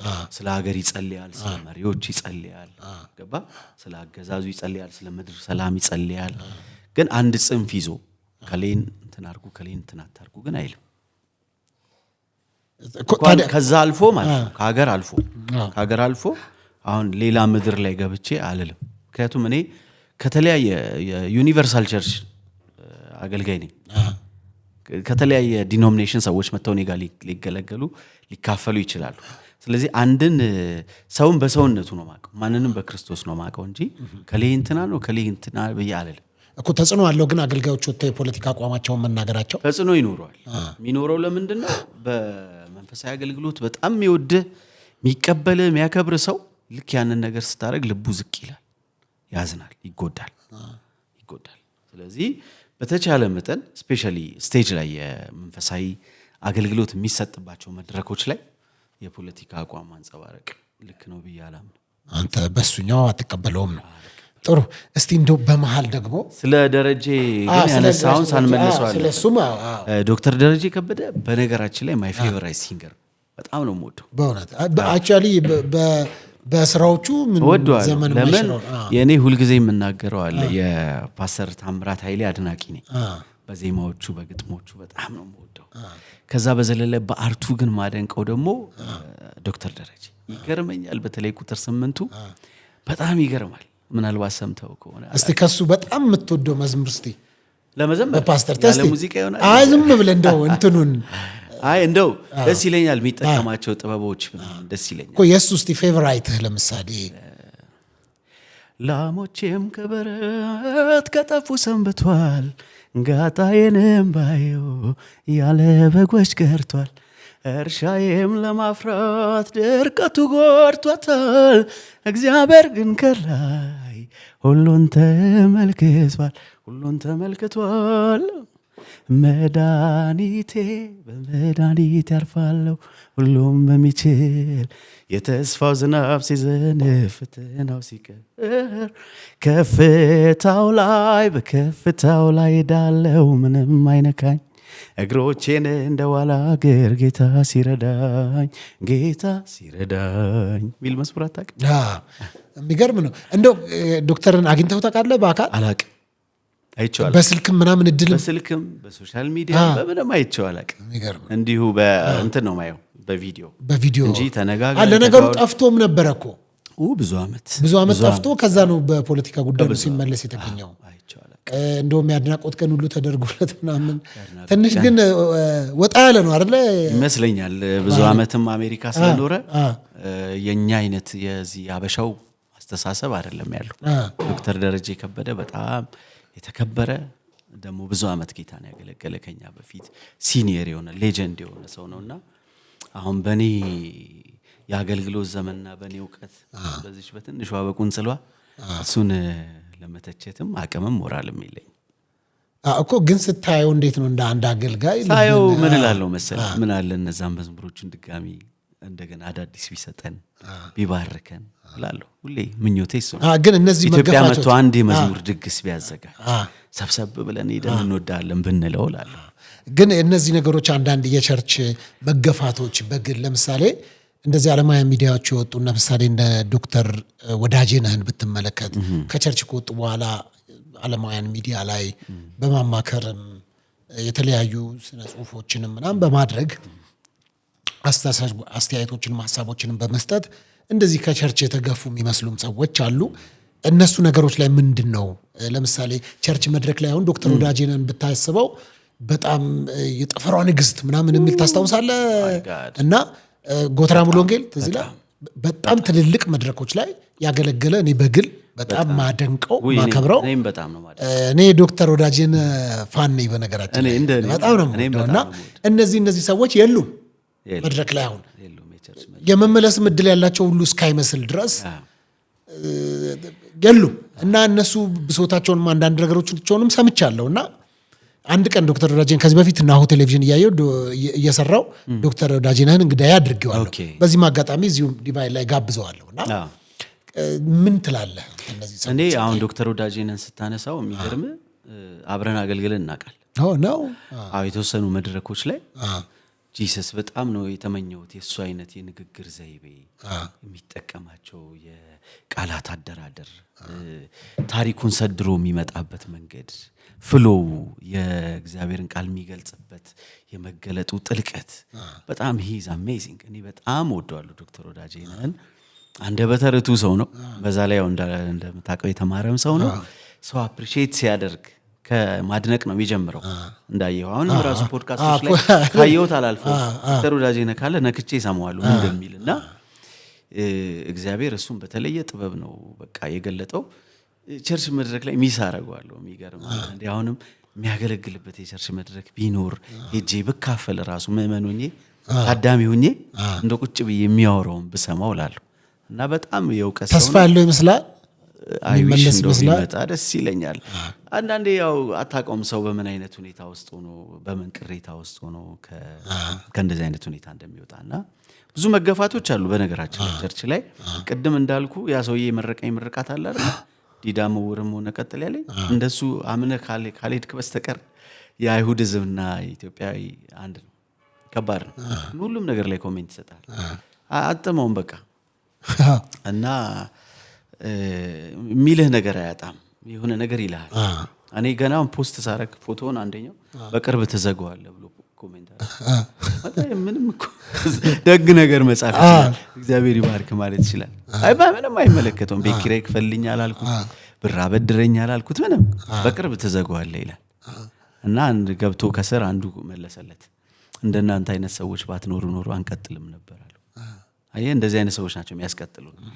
ነጋችንን ማየት አለባቸው ብለን እንድንሰራ ያደርጉናልና የአንዳንድ ሰው ግን ልብ ስስ ነው። ምናልባት አየህ አሁን ዶክተር ወዳጄነ በብዙ ቸርች ውስጥ በቆየበት ቆይታ ያዘነባቸው በቃ እኔ ቢቀርብኝስ የተማረ ሰው ነው ብዙ ኦፖርቹኒቲ ያለው ገባ ሄዶ ለማገልገል እንደዛ አይነትም ኦፊስ አሁን እሱ ካውንስሊንግ በወረፋ ነው ዶክተር ወዳጄነ ለማግኘት ለማማከር ጋብቻ ላይ ብትለው የሚያወራው ነገር አለው ያገር ነገር ላይ ብትለው የሚለው ነገር አለው በጣም የሚገርም ሰው ተሞላ ሰው እንደው በዚህ አጋጣሚ ይሄንን እንደው ያየ ከሆነ አንደኛ እሱም ይወደኛል አካለው በጣም ሁሌ በፊት ለዘምር ስቆም የሆነ ነገር ብሎ ነው መዘምረውና በጣም አፕሪሼት ማድረግ እወዳለሁ ዶክተርዬ በጣም ነው ወድ ደግሞ እንደ እግዚአብሔር ፍቃድ እንደገና በቤተ ክርስቲያን መድረክ ላይ የራስንም ሚኒስትሪ ሆኖ መምጣት የግድ ሰው ጋር መሄድ የለበትም እንኳን የተዘጋጀ መድረክ ላይ መሄድ የለበትም አቅም አለው ሰው ይወደዋል እሱ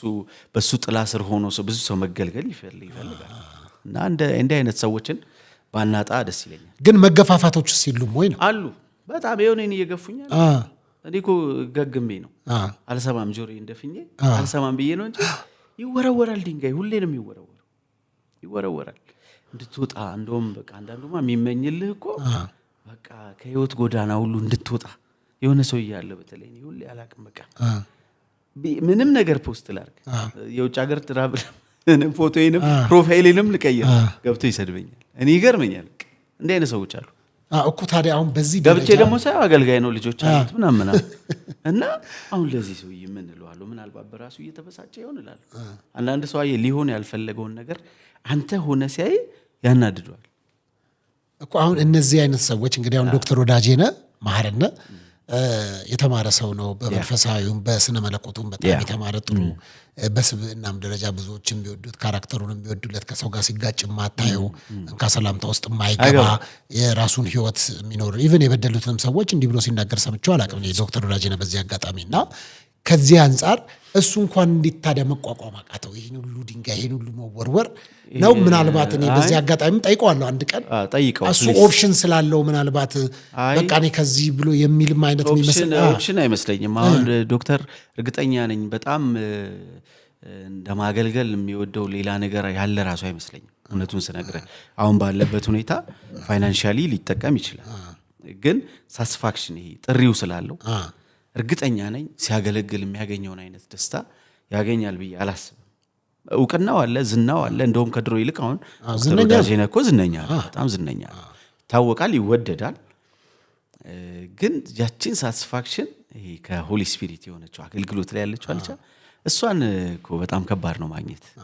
ስታገለግል ይሄ ተሰድበህ ምንም መድረክ ላይ ቆመህ ስታገለግል የሚመጣው መንፈስ የሚያጽናናህን አይነት መጽናናት የትም አታገኘው ኦኬ እንደውም ንገርሃ ኦፕሽን ነው ብያነሳውበት ምክንያት ኡጋንዳ ላይ አንድ ፕሮግራም ተዘጋጅቶ ነበርና እዛ ፕሮግራም ላይ የሆኑ አገልጋዮች አንድ ሰባኪ ወይም ማስተማሪ የሚባል ሰውዬ አንድ ሌላ ዘማሪና እንደገና አንድ እንስት ዘማሪ ጋበዙልና ኡጋንዳ ሄዳሉ ኡጋንዳ ከደረሱ በኋላ ያ ሁለቱ ወንዱ ዘማሪና አስተማሪው ከአንድ ቸርች ነው ሄዱት እቺኛዋ ደግሞ ዘማሪ የተለያዩ ነቢያቶች ጋር የተለያዩ ቸርቾች አብያተ ክርስቲያናት ላይ ሄዳ አምልኮ የምትመራ የምትዘምር ልጅ ናት እዛ ከደረሰች በኋላ ኡጋንዳ ከደረሰች በኋላ ፕሮግራሙን ያዘጋጀውን ሰው አንድ ጥሪ ቀረበለት ወይ ከኛ ከሁለታችን ወይ ከሷ ምረጥ እኛ የቆምንበት መድረክ ላይ እሷ አትቆም እሷ ከቆመች እኛ አንቆምም እኛ ከቆምን እሷ አንቆምም ከሁለታችን ምረጥ ተባለ ሰውየው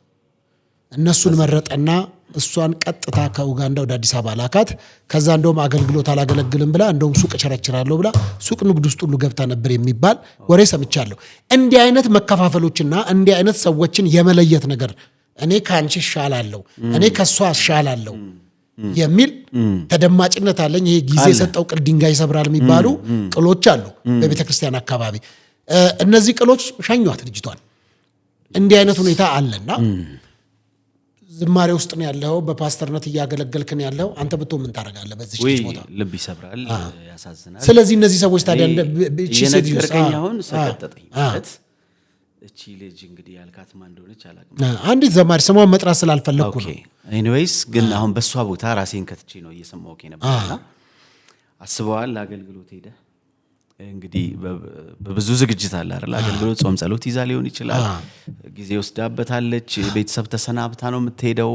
ለተወሰነ ጊዜ ለአገልግሎት ነው የምትሄደው። እዛ ደርሳ ሳታገለግል መመለስ የልብ ስብራት ነው። እኔ ብዙ ከቸርች ባክ አድርገው ዘፈን ውስጥ ያሉ ልጆች አውቃለሁ እና የማግኘቱ እድል አለኝ። አንዳንዴ ይጽፉልኛል እንዲሁ ስለሚወዱን በመዝሙር ማለት ነውና ኮምፕሌን የሚያደርጉት ቸርች ላይ ያለ መገፋት ነው። ግን አየህ ሁልጊዜ ሰው ያለበት ነገር ላይ ሁሉ ችግር አለ። እኔ ተገፍቼ አውቃለሁ በጣም ብዙ ጊዜ። ከውጭ ሀገር ተደውሎ ለሪኮመንዴሽን የእናንተ ቤተክርስቲያን አገልጋይ ነው ወይ ማገለግልበት ጌታን ያገኘሁበት የቆየሁበት ቸርች ተደውሎ ልንጋብዘው ፈልገን ነው የእናንተ አገልጋይ ነው ወይ አይተነው አናውቅም ብለው መለሱላቸውና ሆላንድ ቤተክርስቲያናት 7 ከተማ ላይ የተዘጋጀ ኮንፈረንስ ላይ በአንድ ስልክ ቀርጬ አውቃለሁ። አስቀርተውኝ አውቃለሁ። ለኔ ኦፖርቹኒቲ ነው ያ ማለት ብርቅ ነው። አሁን እንኳን ዓለምን ዞር ያለው እኔ እንጃ ያልሄድኩበት ምናልባት ደቡብ አሜሪካ ካልሆነ በስተቀር ሌላውን በሙሉ ይጃል። ግን ያኔ ያንግ ሆነ በመታገለግልበት ሲዝን ውስጥ በሚቀጣጠልበት እንደው በቃ በመትልበት ሲዝን ልብ ይሰብራል።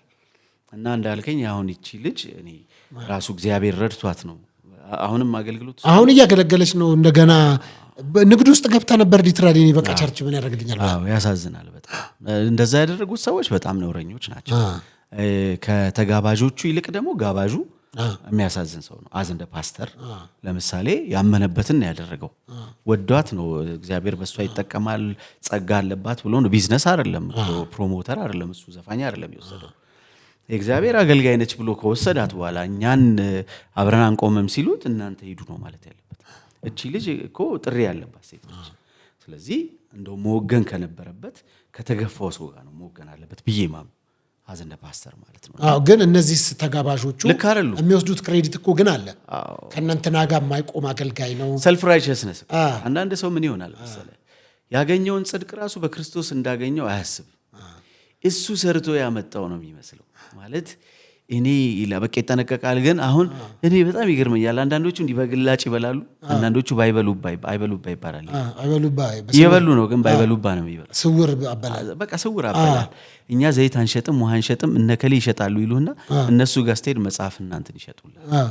አየህ ሁለቱም እየበሉ ነው እኮ ግን እነዛን ሰድበው ነው እነዚህ የሚበሉት። ስለዚህ እንደዚህ አይነቶቹ አሉ። አሁን ምንም ግልጽ እኮ ነው ኢትዮጵያ ቤተክርስቲያን ላይ እኔ ማልሄድባቸው ቸርች ናቸው ብዬም ማላስባቸው ብዙ አሉ። ማልሄድ ቸርች አልሄድም፣ ለቸርች አልሄድም፣ ህብረትም አላረግም እኮ። ይሄ ነገር ከምን የመጣ ነው? ቅድም እንዳልከው የግል ጽድቅ በቃ በራሱ በስራው በጸሎቱ በመንበርከክ ከዛ ደግሞ ህዝብ ላይ ራሳቸውን የመሳል ምን አለ መሰለህ ባለፉት 9 እና 10 ዓመታት ብዙ ኮምፕሌን አለ አይደል በኢትዮጵያ ቤተክርስቲያን ላይ እኮ የሆነ ሚነሳ ከሌ እንዲያረገ በሚል የሚዲያው ሙዝግብ ምናም ስማቸው ጭምልቅልቅ ያለ ሰዎች አሉ። እነሱን እንደ አድቫንቴጅ በማንሳት ትንሽ የተሻሻለ ነገር በማድረግ ለገበያ ራሳቸውን ያቀርባሉ። እኛ አሪፍ ነን ይሉሃል። ከዛ እዚህ ጋር እነዚህ ጋር አሪፍ ናቸው ብለህ ስትሄድ ከነዚህ የባሱ ናቸው፣ ግብዞች ናቸው። ልክ እንደ ፈሪሳውያን። አሁን ለምሳሌ አንዳንዱ የተጸለየበት ቲሸርት ጥቅስ አድርጎ ይሸጣል። አንዳንዱ ይሄ ለፈውስ ብሎ ይሸጣል። ይሄን የለበሰ ይፈወሳል። አንዳንዱ ደግሞ ለሩጫ ብሎ ዋጋው እንደውም ይሄኛው የፈውስ ያለው ይጨምራል። ለፈውስ ያለው 500 ብር ነው እንሮጣለን ይልና ደግሞ በ1000 ይሸጣል። የስማርት ናቸው እነዚህኞቹ። ያካሄድ ችግር ነው እንጂ እነዛኞቹ ያካሄድ ችግር አለባቸው እንጂ ቀርበህ አንድ ቴብል ላይ ምሳሌ መብላት ብትቀር እነዚህኞቹ የዋህ ናቸው። እንደውም ይገርም ስማርት አይደሉ፣ ምስኪን ናቸው። ያቅፈዋል፣ ይስማሉ፣ ወዳሉ አድናቂ ነኝ ይሏል። እነዛስ ስማርት ናቸው። መልክ እየሰሩ ነው የሚኖሩት። በጣም እንደ አይነቱ አካሄድ አይቀጥልም። ሂውማን ዊዝደም ነው ይሄ ማለት። አንዳንዴ ያየ ሰው እኮ ትረዳለህ። እኔ አሁን እንደ ከተማ ልጅ ይገባኛል። ሰው ሊሸውደኝ ሲሞክር አውቀዋለሁ በይገባኝ። ግን ዝም ብለህ አልፈህ ትሄዳለህ። ክርክር ውስጥም አትገባም። እንዲህ ጸብና አምባጓሮ ያለበት ሜዳ ላይ ገብተህ አብረህ አትቦካምና ትሄዳለህ። ግን እየጠራ ይሄዳል። እንደው አንተ ባየኸው ሁኔታ የቸርች ጎራ አለ ለሁለት የተከፈለ። አሁን እኔ ማየው እሱ ስታይ ሲሰማህ የቆየ አገልጋይ ስለሆንክ ምን አታዝንም? ውስጥ በጣም ነው ማለት ነው። ቅድም እንዳልኩ ነው እኛ ብለው ለራሳቸው መስመር አስምረው ከእንደዚህ ነን ብለው ለራሳቸው የሰጡት አለ። ግን እዛ ውስጥ ብትገባ ኢየሱስ በዚህ ዘመን ቢኖር ጅራፍ ያነሳል ብዬ ማስበው እነዛኞቹ ጋር አይደለም። ከባድ ናቸው እነዛ። የሃይማኖት መልክ ነው ያላቸው፣ ከባድ ናቸው። መዝሙር እንኳን ሲመርጡ በስታይል አየህ፣ ሶሻል ሚዲያ ላይ ያለ ኮሜንት ለቅመው ነው። ይሄንን አይወድም ሰው፣ ይሄንን ይወዳል። የሰውን ሐሳብ ነው የሚያገለግሉት እኮ አይቻለሁ። እንደውም እኮ አብዛኛው ይሄ ፔንታ የሚባለውን አይነት ነገር የኃጢአት ሁሉ እስኪመስል ዲያቶኒክ ብቻ። መዝሙር እኮ በመንፈስ ነው። መዝሙር በመንፈስ አሁን የሆነች ሴትዮ ትዝ ትላለች ሶሻል ሚዲያ ላይ የዘገየ መስሎኝ በቃል ምትል ሴትዮ እንዴት እንደምትባርከኝ ቲጂ። በቃ ቲፒካል ፔንታቶኒክ ነው አዝያዚያሟ። ምናልባት አላቅም የዘፈን ባክግራውንድ ሊኖራት ይችላል፣ ግን በሷ ያልተነካ የለም ሶሻል ሚዲያ። አዝያዚያሟ ግን ቸርቻል ቲፒካል የሙዚቃ አይነት ነው። ግን የግድ መዝሙር ለመሆን እኔ ሙዚቀኛ ስለነበርኩ ይገባኛል። ገባ የግድ የዲያቶኒክ ተች ያለው ብቻ ነው መዝሙር ብሎ አስምሮ ሌላውን የሚኮንን ይሄ በጣም በቃ ቅጥ ያጣ አካሄድ ነው እኮ። ግን እነሱ አሁን ለምሳሌ ይሄ ፔንታቶኒክ ይሄ የሚያዘልለው ምናምን የሚባለው ነገር እኛ ካልምነን እንትን ነው። ሁለት ኤክስትሪም አለ። ሁለቱ ኤክስትሪሞች ምንድን ናቸው? በሁለቱም ሳይድ በጣም ጽንፍ ይሄዳል። አሁን እኛም አንዳንድ ጊዜ ኢሞሽናል ከመሆን በዚህኛው በፔንታ ሳይድ ያሉ ልጆች ምናምን ኢሞሽናል በመሆን የሚያጠፉት ጥፋት አለ። እሱን እንደ ፋሚሊ ቀርበህ አይ አካሄድ ልክ አይደለም፣ ይሄኛው እንደዚህ ነው እንዴ ትባባል። አውጥተህ አስጥተህ አትገርፍም። ለሰድቦ ለሰዳቢ አንድ አባባል አለ አይደለ? ከሰደበኝ ስድቡን የነገረኝ ይባላል። አውጥተህ እንደዛ አታረግምና በዚህም ሳይድ ደግሞ እኮ ሌላ እኮ አለ እኮ አይደለ? ጽንፍ የሚሄዱ አሉ። ግን እኔ መዝሙር በመንፈስ ነው ብዬ ነው የማምነው። በመንፈስ ነው፣ ግን ደግሞ የቤተ ክርስቲያን ስርዓትን አካሄድን ባማከለ መልኩ እንደዛ ነው። ጥሩ። እንግዲህ ይሄ ከአምልኮ ጋር በተያያዘው ቅጥ ያጣም አለ ደግሞ የሚለው አሉ። አሁን ቅጥ ያጣ ጭፈራዎች አሉ፣ ዲም ላይቱ አለ፣ ናይት ክለብ ውስጥ የማታገኘው ዳንስ።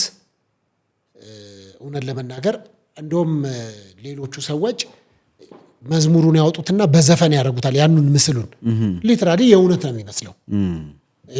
እንትኑን ሙዚቃውን ይቀይሩታል፣ በዘፈን ያደርጉታል መዝሙሩን። ዳንሱ አስረሽ ምቺው በጣም በስቷል።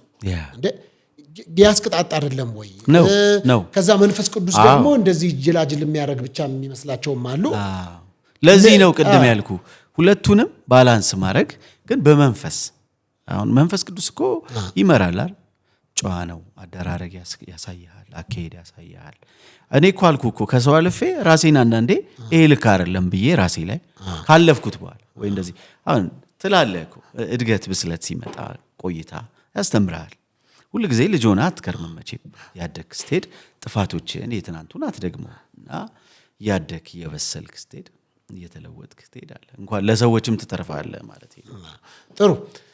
በሳውዝ አፍሪካ ከ30 ጊዜ በላይ ሄዳ እንደዛ አካባቢ በሳውዝ አፍሪካ እንግዲህ ብዙ ወዳጆች አሉኝ። በጣም ነው የምትወደደው ከዘማሪዎች። እንዳንተ ሄደ ያለ አይመስለኝም። እኔ እንጃ አላውቅም፣ ግን እኔ በእኛ ባች እኔ ይመስለኛል ብዙ ሄድኩት። የተቀየሟችሁ ሰዎች አሉ። ኦኬ። ሳውዝ አፍሪካ መታችሁ መጽሐፍ ለማስመረቅ፣ ሳውዝ አፍሪካ መታችሁ ዘይት ለመሸጥ፣ ሳውዝ አፍሪካ መጣችሁ ለመሸጥኛ ነው። አጠቃላይ አገልጋይ ነው ማነሳው። አንተን ብቻ አይደለም። አይ እኔ ስትከተኝ ዘይት ሸጬ አላውቅም። አንተን ብቻ አይደለም፣ አጠቃላይ ተወቀሳችሁትን ነው የምነግርህ።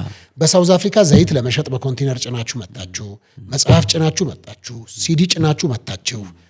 አልፎም ባዶ እጃችሁን እንኳን ብትመጡ ባርከን የሸኘናችሁ አገልጋዮች አሁን ይሄ ዜኖፎቢያ ነው የሚባለው በእነሱ የተነሳ በኢትዮጵያውያን ላይ እንዲሁም በኤርትራውያን ላይ በተነሳው ነገር አንዳችሁም እንኳን ወጣችሁ እንኳን ቪዲዮ ቀርቶ እንደዚህ ጽሁፍ በሳውዝ አፍሪካ ያላችሁ ኢትዮጵያን ኤርትራውያን እግዚአብሔር ያጽናችሁ፣ የሞተባችሁን እንዲሁም በህይወት ላላችሁም እግዚአብሔር መልካሙን ነገር ያድርጋላችሁ ብላችሁ በእናንተ መዝሙር በስብከቶቻችሁ በትንቢቶቻችሁ የእግዚአብሔርን ቃል አካፍላችኋቸው የተጽናኑና እነሱም ደግሞ ለእናንተ ኪስ መጽናኛ የሆኑ ሰዎችን አላጽናናችሁንም ብለው የሚያነሱ ሰዎች አሉ። በችግር ጊዜ ፊታቸውን አዞሩብን ይላሉ።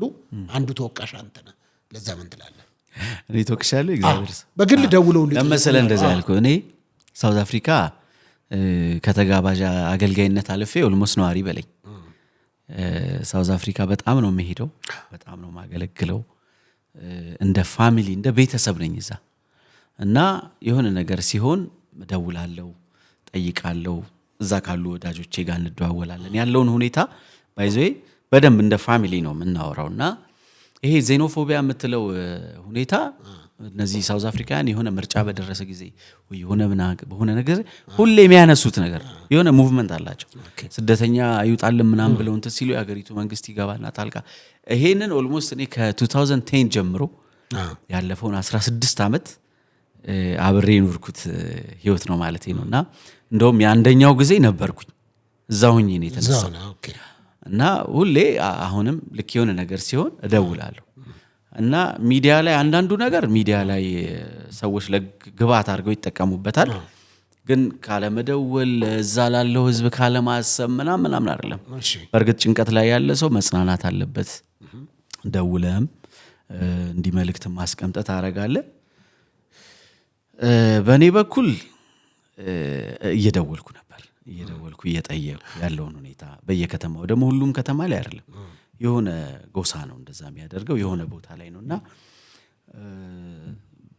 እንትን ነውጥ ሲነሳ ሰውም አበሻውም ያቃል ምን ማድረግ እንዳለበት ምናምን እኛ ሀገር እዚህ እንደሚወራው ምናምን ሳይሆን እዛ ያሉ ሰዎች ቴክ ኬር ያረጉታል ያቃሉ እና ስደውልም ስለነበረ ሚዲያው ላይ እንደሚንጫጫው አይነት ሳይሆን እዛ ያለው አካሄድ ሌላ ነውና ግን እዛ ላሉ ቤተሰቦች እዛ ላሉ አበሾች እዛ ላሉ ክርስቲያኖችም ሌሎችም ሁሉ ኖት ኦንሊ ክርስቲያን ለሆኑት ብቻ ሳይሆን የኛ ሰዎች በቃ አጠቃላይ ለኢትዮጵያውያንና ኤርትራውያን ሁሌ ጸሎቴ ከናንተ ጋር ነው ሁሌ አብሬያችሁ ነኝ ሁሌ ወዳችኋለሁ ደግሞ ለማገልገል ብቻ ሳይሆን እንደ ፋሚሊ ማብሬ ነኝ ለማለት ነው አኮ በዛ ለተቀየሙ ምን ትላለህ ነው ወዳችኋለሁ ነው ይረዱኛል እኮ ወዳችኋለሁ ጥሩ አንተ የመጨረሻ ጥያቄ ነው የሚሆነው እሺ ከኦርቶዶክስ ቤተክርስቲያን ነው ወደ ፕሮቴስታንት የመጣው ጌታን ስታገኝ ቤተሰቦችህም አይ ቲንክ ባለ መረጃ የመጀመሪያው ሰው ይመስለኛል አንተ ከቤተሰቦቻችሁ ወደ ጌታ ወደ ፕሮቴስታንት ከመጣው አንተ ትመስለኛለህ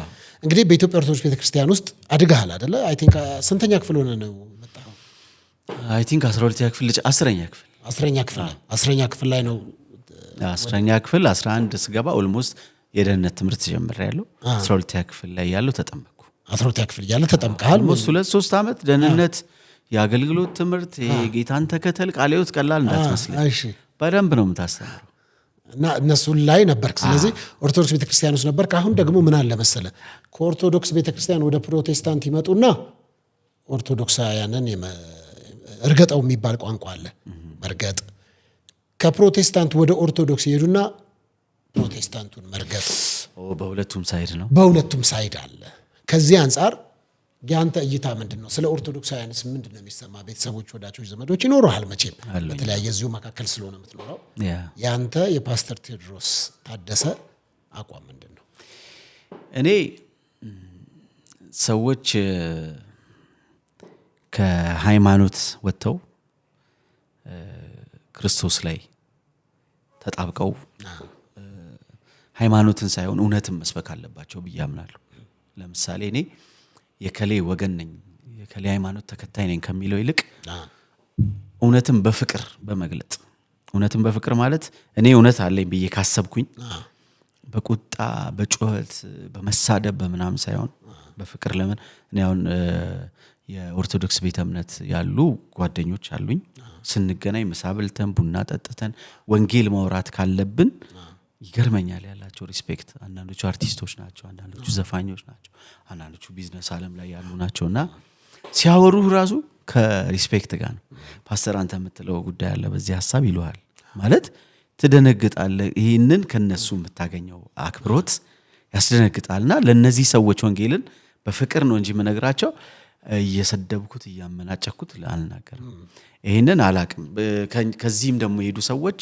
አሁን ወደ ኦርቶዶክስ ቤተ እምነት ሄደው የሚገርም እዛ የቆዩቱ እንደዚህ አይሉ በጣም ጨዋዎች ናቸው ከዚህ ሄዱት ናቸው የሚሉት እና እንትን ነው ተወዳጅነትን ለማትረፍ ነው ግን ልክ አይደለም እኔ እውነትን በፍቅር በመግለጥ አምናለሁ ሁሉ ጊዜ እውነት አርነት ያወጣል። ያ እውነት ደግሞ በፍቅር ከተነገረ ነው አርነት የሚያወጣው እንጂ በቁጣ በአድመኝነት በጩኸት በምናምን አይደለም። ስለዚህ የኦርቶዶክስ ቤተ እምነት ውስጥ ያሉ ወዳጆቼን ሁሉ አይ ላቭ ዩ ሶ ማች ወዳችኋለሁ ከማለት ውጪ እና ያለኝን እውነት በፍቅር ከመናገር ውጪ ሌላ የዘለለ ዲስሪስፔክት ምናምን የማድረግ ነገር የለኝም። ጥሩ እንደው በሶሻል ሚዲያ ተጠቃሚም ነህ ታያለህ ምናምንና አቃቢያን አሉ። አቃቢያን ታቀበህም ታውቃለህ? አውቃለሁ። ያቀበሃል አንተን ማን ይመቻል? ቲክታክ ላይ ምናምን አሉ የሚያቅሙ ልጆች ማን ይመቻል? እኔ አማን ሻሎም ይመቸኛል። አማን ሻሎም ይመቻል? በጣም ይመቸኛል። ለምን መሰለህ? ሪዝነብል ነው ለሚያወራው ነገር ልጁ አንብቦ በጣም ትኩረት ሰጥቶ ያለ እውቀት የሚያደርገው ነገር የለም። አየዋለሁና በደንብ ዲግ አድርጎ መጥቶ የተለያየ መጽሐፍ አይቶ ምናምን ነው የሚያወራው እና እኔ አማን ጥሪ ያለበት ይመስለኛል። ዝም ብዬ ሳይሆን መጽሐፍ ቅዱስ ትምህርት ቤትም ገብቷል። አየ ተምሯል። ይሄ ልጅ ተምሯል። የእግዚአብሔርን ቃል አገላብጧል። በደንብ እውቀት ያለው ሰው ነው አማን። ይመቸኛል። አማን ሲያወራ በጣም ነው ሞት ሲሞግትም ዲቤትም ሲያደርግ እንትኑ ደስ ይለኛል። ራሱ ቦልድነሱ ደስ ይለኛል። ሲያወራ ራሱ ደስ አማን ከመጣ አላሳልፈው አየዋለሁ እና አማንን ወደዋለሁ። ከአቃቢያን አማን ይመቸኛል። አማን ይመቸኛል። ስለዚህ በአማን እንዝጋው አሉ እኮ ሌሎቹ። ለምሳሌ ማን እኮ እኔ አንተ ፋን ይሆንካቸው እኮ አቃቢ ለምሳሌ ማን ነው? ሌላ አንተ ሌላ የሚያቅቡ አሉ የሚያንቁ አሉ አናቂዎችም አሉ አቃቢያን አሉ። ቲክታክ ሌላ አሁን በሶሻል ሚዲያ ላይ ቲክታክ ላይ ያለ አሁን ለምሳሌ አቤል አቡና። እሺ አቤል አቡና በራሱ ጥሩ ልጅ ነው። እኔ ነው ምንም መጥፎ ነገር አድርጎኝ አያውቅም። አገልጋዮች ላይ ምናምን የሆነ ነገር ይላል አይደል? አቤል አያርፍም፣ ኖርማሊ አያርፍም አይደል? የሆነ ነገር ካየ የሆነ ነገር ይላል። ግን በቸርቹ በዚህ በኦፕን ኢቭን አልተነሳም። አይ ምንም አላለ እና እንደውም ጋብዘዋለሁ ወደ አቤል ለምን ይመቸኛል መሰለህ? አቤል ለምን ይመቸኛል? ጥሪ ያለው ልጁ ጥሪ ያለው ሲያስተምር አይቼው አውቃለሁ። ባይዘው ሲያስተምር ያየሁት አንድ ቦታ ላይ ደህንነት ይሁን የአገልግሎት ትምህርት ይሁን ሰብስቦ እያስተማረ በስነ ስርዓት ጥሪ ያለው ሰው። የሶሻል ሚዲያ አታካሮ ውስጥ ገብቶ እላስ ይዘውታል። ለስላስ ያዙት። አንዳንዴ እላፊ ይሄዳል፣ አያዋለሁ እላፊ ይሄዳል፣ ፐርሰናል ነገሮች ጋር ይገባል ምናምን። እኔን ምንም ይሄን ያህል በጣም አቤል እንዲያርጎኛል ማለት ሰዎችን ያረጋል። ያው እንደምታየው አይ ኦነር ለመናገር አሁን አቤል አቡና ይኸውልህ እኔን ተጋጭተን ሳይሆን ተጋጭቶኝ ያውቃል በራሱ ምክንያት ወይም አይምሮ በፈጠረው ወይም ደግሞ ሰዎች በመካከል ገብተው በነገሩት ሁኔታ ብዙ ነገር ብሎኝ ያውቃል። አቤል አቡናን 100% የምነግርህ አቤል አቡናን በተመለከተ የገንዘብ ሰው አይደለም። ገንዘብ ሰጥተህ አቤል አቡናን ማስወራት አትችልም። ስለወደድከውም አቤል አቡና አይተውም። አይ ነው አሁን እንዲህ ብየውም አይቀርም እሱ ነገርኩህ። እኔና እሱ አሁን ይኸውልህ እኔ በነገራችን ላይ አንድ ቀን አይ ቲንክ 22 ያሉ ነው እና ዮኒ አንድ የበዓል ፕሮግራም ይመስለኛል አገልግዬ ስወርድ ነበርና ልክታች ስወርድ ወዳለው በጣም ነው የምወድ ምናምን ብሎኝ አውርቶኝ ያውቃል። ከዛ በኋላ በነበረው ሁኔታ ግን ሶሻል ሚዲያ ላይ ስለሆነ ማየው እንደዚህ ፐርሰናሊ የመገናኘት ነገር እንዲህ መንገድ ላይም ወይ እንተላለፋለን ምናምን እንጂ ከኔ ጋር 2 3 4 ጊዜ መጥቶ ምሳ አብረን በልተናል ምናምን አግኝቼው አውቃለሁ። ይሄ የፍራንክ ሰው አንተንም ሲያነሳ ካንተ ገንዘብ ለማግኘት ምናምን አይነት የለውም። ካራክተር ደረቅ ነው በሱ። እኔ አቡና ለኔና ሷን አንነጋገር ነው። አቡና ኢቭን እንደዛ ሰድቦኝ ብሎክ አላረኩትም ቲክቶክ ላይ ስቲል ፍሬንድ ነን። እሱም ብሎክ አላረገኝም ፍሬንድ ነን። በታሰረበት ወቅት እኔ በሌለውበት እግዚአብሔር በሚያውቅ በሌለውበት ጉዳይ ላይ አይምሮው ተበርዟል። መብቱ ነው። እኔ አይመለከተኝም። ብንጋጭም እኔና ሷን ባንነጋገርም የገንዘብ ሰው ምናምን አይደለም። አማን ሻሎም እንዳልከው ቪዲዮ ሰርች አቃለው የእውቀት ፋብሪካ ነው። ደስ የሚል እኔ እንደውም ወደፊት ምን እንደመመኝ ታውቃለህ? አማን አቡና ሲያገለግሉ ማየት ያምረኛል። ማለት በደንብ ይሄ መድረክ ላይ ቆመው ሶሻል ሚዲያው ንትርክ ጭቅጭቅ ወጥተው በሰላም ሲያገለግሉ በቃ ስቴጅ ሄደው ሞክረው ነበር። ፓስተርዬ በተለይ አቡና ገጠር እየሄደ ወንጌል ያልደረሰበት ቦታ ምናምን ወንጌል ለማድረግ ልጁን፣ ቤተሰቡን፣ ሚስቱን ጥሎ ምናምን ከዛ በተወሰነ ለገንዘብ ነው ምናምን እያሉ ዲስከሬጅ ስላደረጉት እንትን ማለት እንጂ ብትችል ወንድሜ አቡነ አሁንም ያን አገልግሎት ብትቀጥለው አሪፍ ነው እውነት ለመናገር እና እንደሱ አይነት እንትን ያላቸው። ስለዚህ እኔ ሁለቱም ይመቹኛል። አቤል አቡነና አማሻሎ ይመቹኛል፣ በጣም ይመቹኛል። በጣም ጥሩ። በተቃራኒው ደግሞ ወዳጆች አሉኝ። አሁን አቤል ሲባሉ የሚታሰበው ዮናታን ነው። ዮናታን ሂዝ ማይ ብራዘር በጣም ማለት እንዴት ብዬ